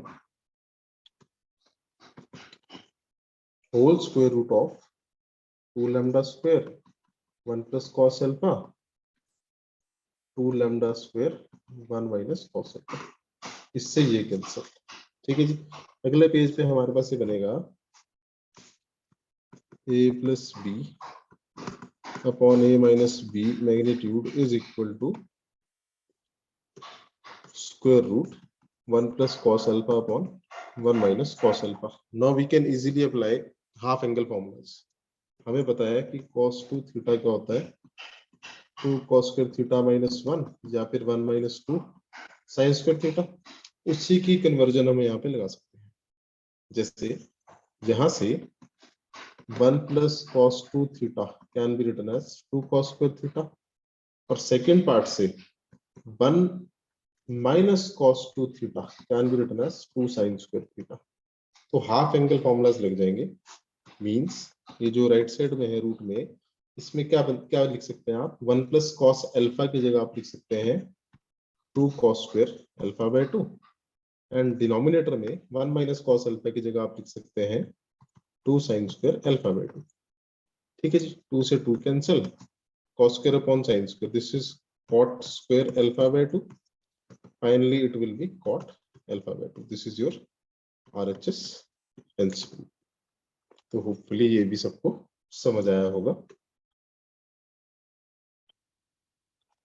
ठीक है जी, तो नेक्स्ट क्वेश्चन है हमारे पास question number 12, that is evaluate integration from 0 to 9 x upon 9 sin square x plus 16 cos square x dx।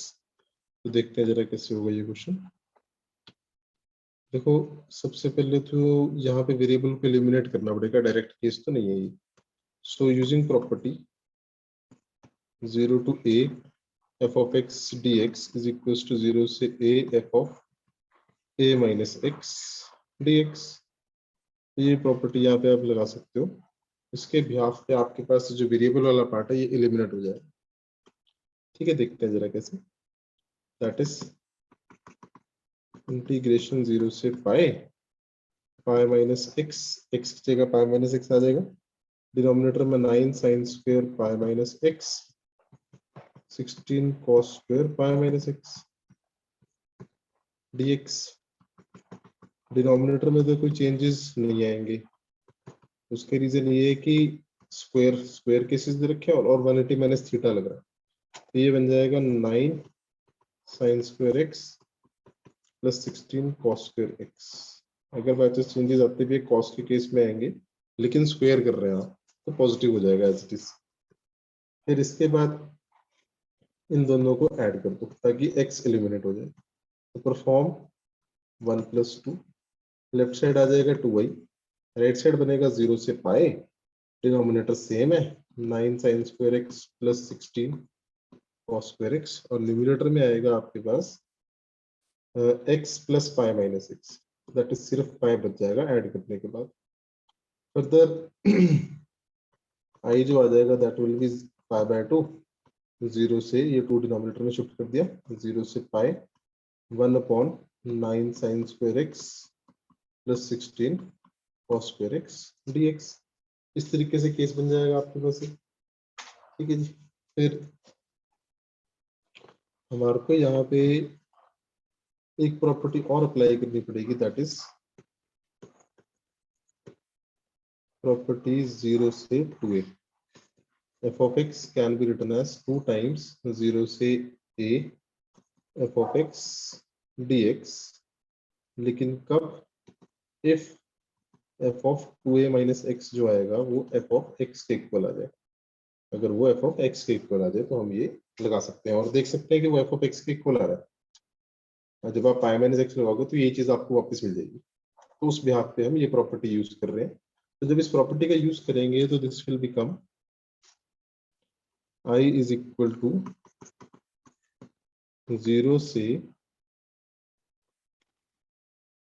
पाई की जगह आप लिखेंगे पाई बाय 2, 0 से 2a, और ये बन जाता है ना 2 टाइम्स, तो ये बन जाएगा पाई बाय 2 ऑलरेडी एक बाहर पड़ा था और यहाँ पे मल्टीप्लाई हो जाएगा 2 टाइम्स 0 से a, 0 से a, that is f of x 1 upon 9 sin square x plus 16 cos square x dx। ठीक है जी, इस तरीके से टाइप बन गई अभी। 2 से 2 cancel, i is equal to pi times, ऐसा कुछ आ जाएगा। अब हमारे को यहाँ पे डायरेक्ट केस तो कोई नहीं लग रहा, इसको tan में कन्वर्ट कर देते हैं। Divide numerator and denominator by cos square x, देखते हैं उससे क्या बनेगा। तो this will become pi times 0 से pi by 2 1 upon cos square x 9 sin square x upon cos square x 16 cos square x upon cos square x dx। ये बन जाएगा पाई टाइम्स 0 से pi by 2 secant square x upon 9 tan square x plus 16 dx। अब ये simple case हो गया। अब आप tan को t पुट करेंगे और secant square x dx dt आ जाएगा, लेकिन उससे पहले हम इसको थोड़ा और सिंप्लीफाई कर लेते हैं।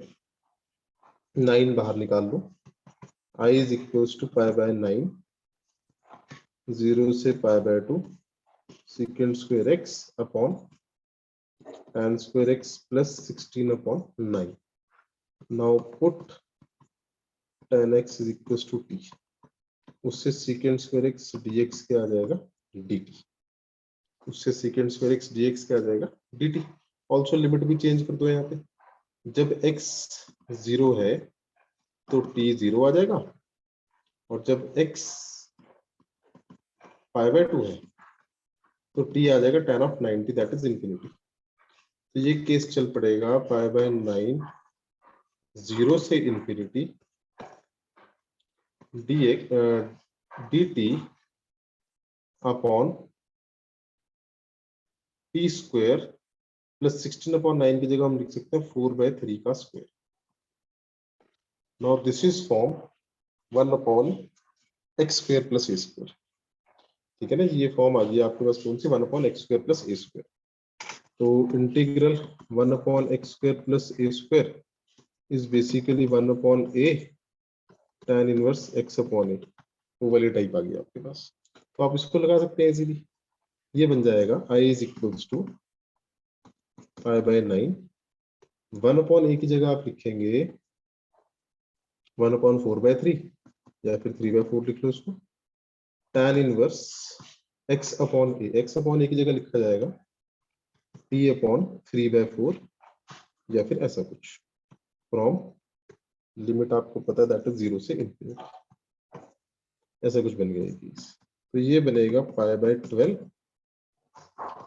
tan inverse upper limit minus lower limit infinity minus tan inverse 0। tan inverse infinity is basically pi by 2, tan inverse 0 is 0।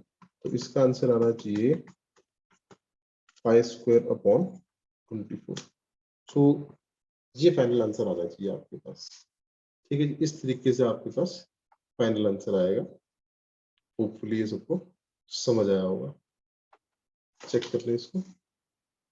ठीक है जी, तो नेक्स्ट क्वेश्चन है हमारे पास सेट 3 के जो रिमेनिंग क्वेश्चंस थे कुछ, that is 3 friends ABC got their photograph clicked. Find the probability that B is standing at the central position given that A is standing at the left corner। तो ये जो question है ये है conditional probability का। Solution में सबसे पहले तो यहाँ पे आप सपोज ही कर लो, लेट दो इवेंट्स सपोज कर लेते हैं, late A be the event, B standing at central position, B standing at central position, ठीक है जी। And let B be the event, A is standing at left corner, A is standing at left corner. आपको find करना है probability of ये आपको find करना है, given that A is standing at left corner, probability of A of B find करना है, ठीक है जी। Which is probability of A intersection B divided by probability of B. सबसे पहले तो आप ए के इवेंट्स बना लो, ए का जो इवेंट है उसके सैंपल पॉइंट्स चेक कर लेते हैं क्या है। उससे पहले एक काम और करते हैं, टोटल सैंपल स्पेस बना लेते हैं केस की। सैंपल स्पेस आएगी हमारे पास, 3 लोग हैं, फोटोग्राफ क्लिक हो रही है, तो 3 लोग कैसे पोजीशन ले सकते हैं। ऐसा हो सकता है ए बी सी, ठीक है। ऐसा भी हो सकता है ए यहाँ पे है, सी और बी इंटरचेंज हो गए। ऐसा हो सकता है कि ए चला गया सेंटर में, सी और बी, और ऐसा भी हो सकता है ए सेंटर में मेरा, बी और सी इस तरीके से आ गया। ऐसा हो सकता है ए चला जाए लास्ट में और यहाँ पे आएगा बी और सी, और ऐसा हो सकता है ए लास्ट में रहे और सी भी ऐसे इंटरचेंज हो जाए। तो इस तरीके से 1 2 3 4 5 6 केसेस टोटल बनेंगे। और जो ए वाले केसेस बनते हैं वो है कि बी स्टैंडर्ड सेंटर पोजीशन, कि बी को सेंटर में रहना है, तो या तो ए इधर होगा या सी यहाँ पे होगा, या ऐसा भी यहाँ पे है तो पहले सी आ रहा है उसके बाद ए आ रहा है, तो ये ए के सैंपल पॉइंट आ जाएंगे। सिमिलरली जो आपके पास बी इवेंट है उसके लिए A is standing at left corner, तो ए को लेफ्ट कॉर्नर पर रख देते हैं, A is standing at left corner, A यहाँ पे है मान लेते हैं, तो इधर क्या आ सकता है बी और सी, या फिर ए को यहीं पर रहने देते हैं और बी और सी को इंटरचेंज कर देते हैं, दैट इज सी बी। तो ये ए और बी के दोनों के सैंपल पॉइंट्स आपके पास आ चुके हैं, होपफुली समझ आया होगा। नाउ प्रोबेबिलिटी क्या रहेगी, P of A intersection B, A intersection B में आपके पास एक केस कॉमन है, that is A B C, तो उसकी प्रोबेबिलिटी आएगी 1/6 divided by probability of B, that is 2/6, 6 से 6 cancel, answer will be half. तो होपफुली सबको समझ आया होगा ये। नेक्स्ट क्वेश्चन आपके पास यहाँ पे प्रोवाइडेड है कि अगर 3 वेक्टर्स आपको दे रखे हैं and position vector of C plus lambda B on vector A is 2√6, ये आपको गिवन है। फाइंड वैल्यू ऑफ लैम्डा, तो बहुत ही आसान, सबसे पहले तो सॉल्यूशन में we'll have to find C plus lambda B, तो सी प्लस लैम्डा बी निकाल लें। यहाँ से देखो क्या आ रहा है, सी को बी में लैम्डा टाइम्स ऐड करेंगे, ये बनेगा आई 1 प्लस लैम्डा प्लस जे 3 प्लस लैम्डा प्लस के -1 -2 लैम्डा, ये आ गया आपके पास सी प्लस लैम्डा, ठीक है। सी प्लस लैम्डा भी आपके पास इस तरीके से आ रहा है कुछ। नाउ इसकी प्रोजेक्शन चाहिए, इसकी प्रोजेक्शन है ए बी, दैट इज 2√6। तो वी नो दैट प्रोजेक्शन जो आएगी वो क्या आएगी, वो आती है सी प्लस लैम्डा बी का डॉट ए के यूनिट वेक्टर के साथ, मतलब फर्स्ट वेक्टर का डॉट सेकंड के यूनिट वेक्टर के साथ। तो वो क्या केस बनेगा चेक करते हैं जरा।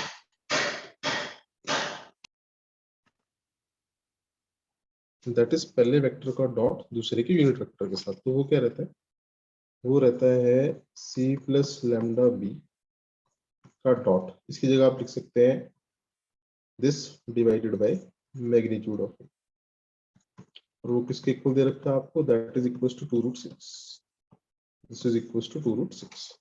तो बस डॉट ले लो अब यहाँ पे। सी प्लस लैम्डा भी आपको पता है क्या है, ठीक है। इस तरीके से वेक्टर दे रखा है, इसका डॉट ए के साथ, ए की जगह आप लिखेंगे 2i माइनस जे प्लस के, और इसकी जगह आप लिख देंगे i 1 plus lambda plus J 3 plus lambda plus के -1 -2 लैम्डा डिवाइडेड बाय ए का मैग्नीट्यूड।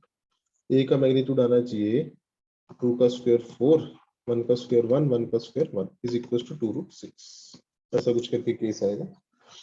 फर्दर आप इसको सिंप्लीफाई कर सकते हैं, तो ये बन जाएगा न्यूमरेटर में आना चाहिए, न्यूमरेटर में रहेगा 2 + 2 लैम्डा -3 - लैम्डा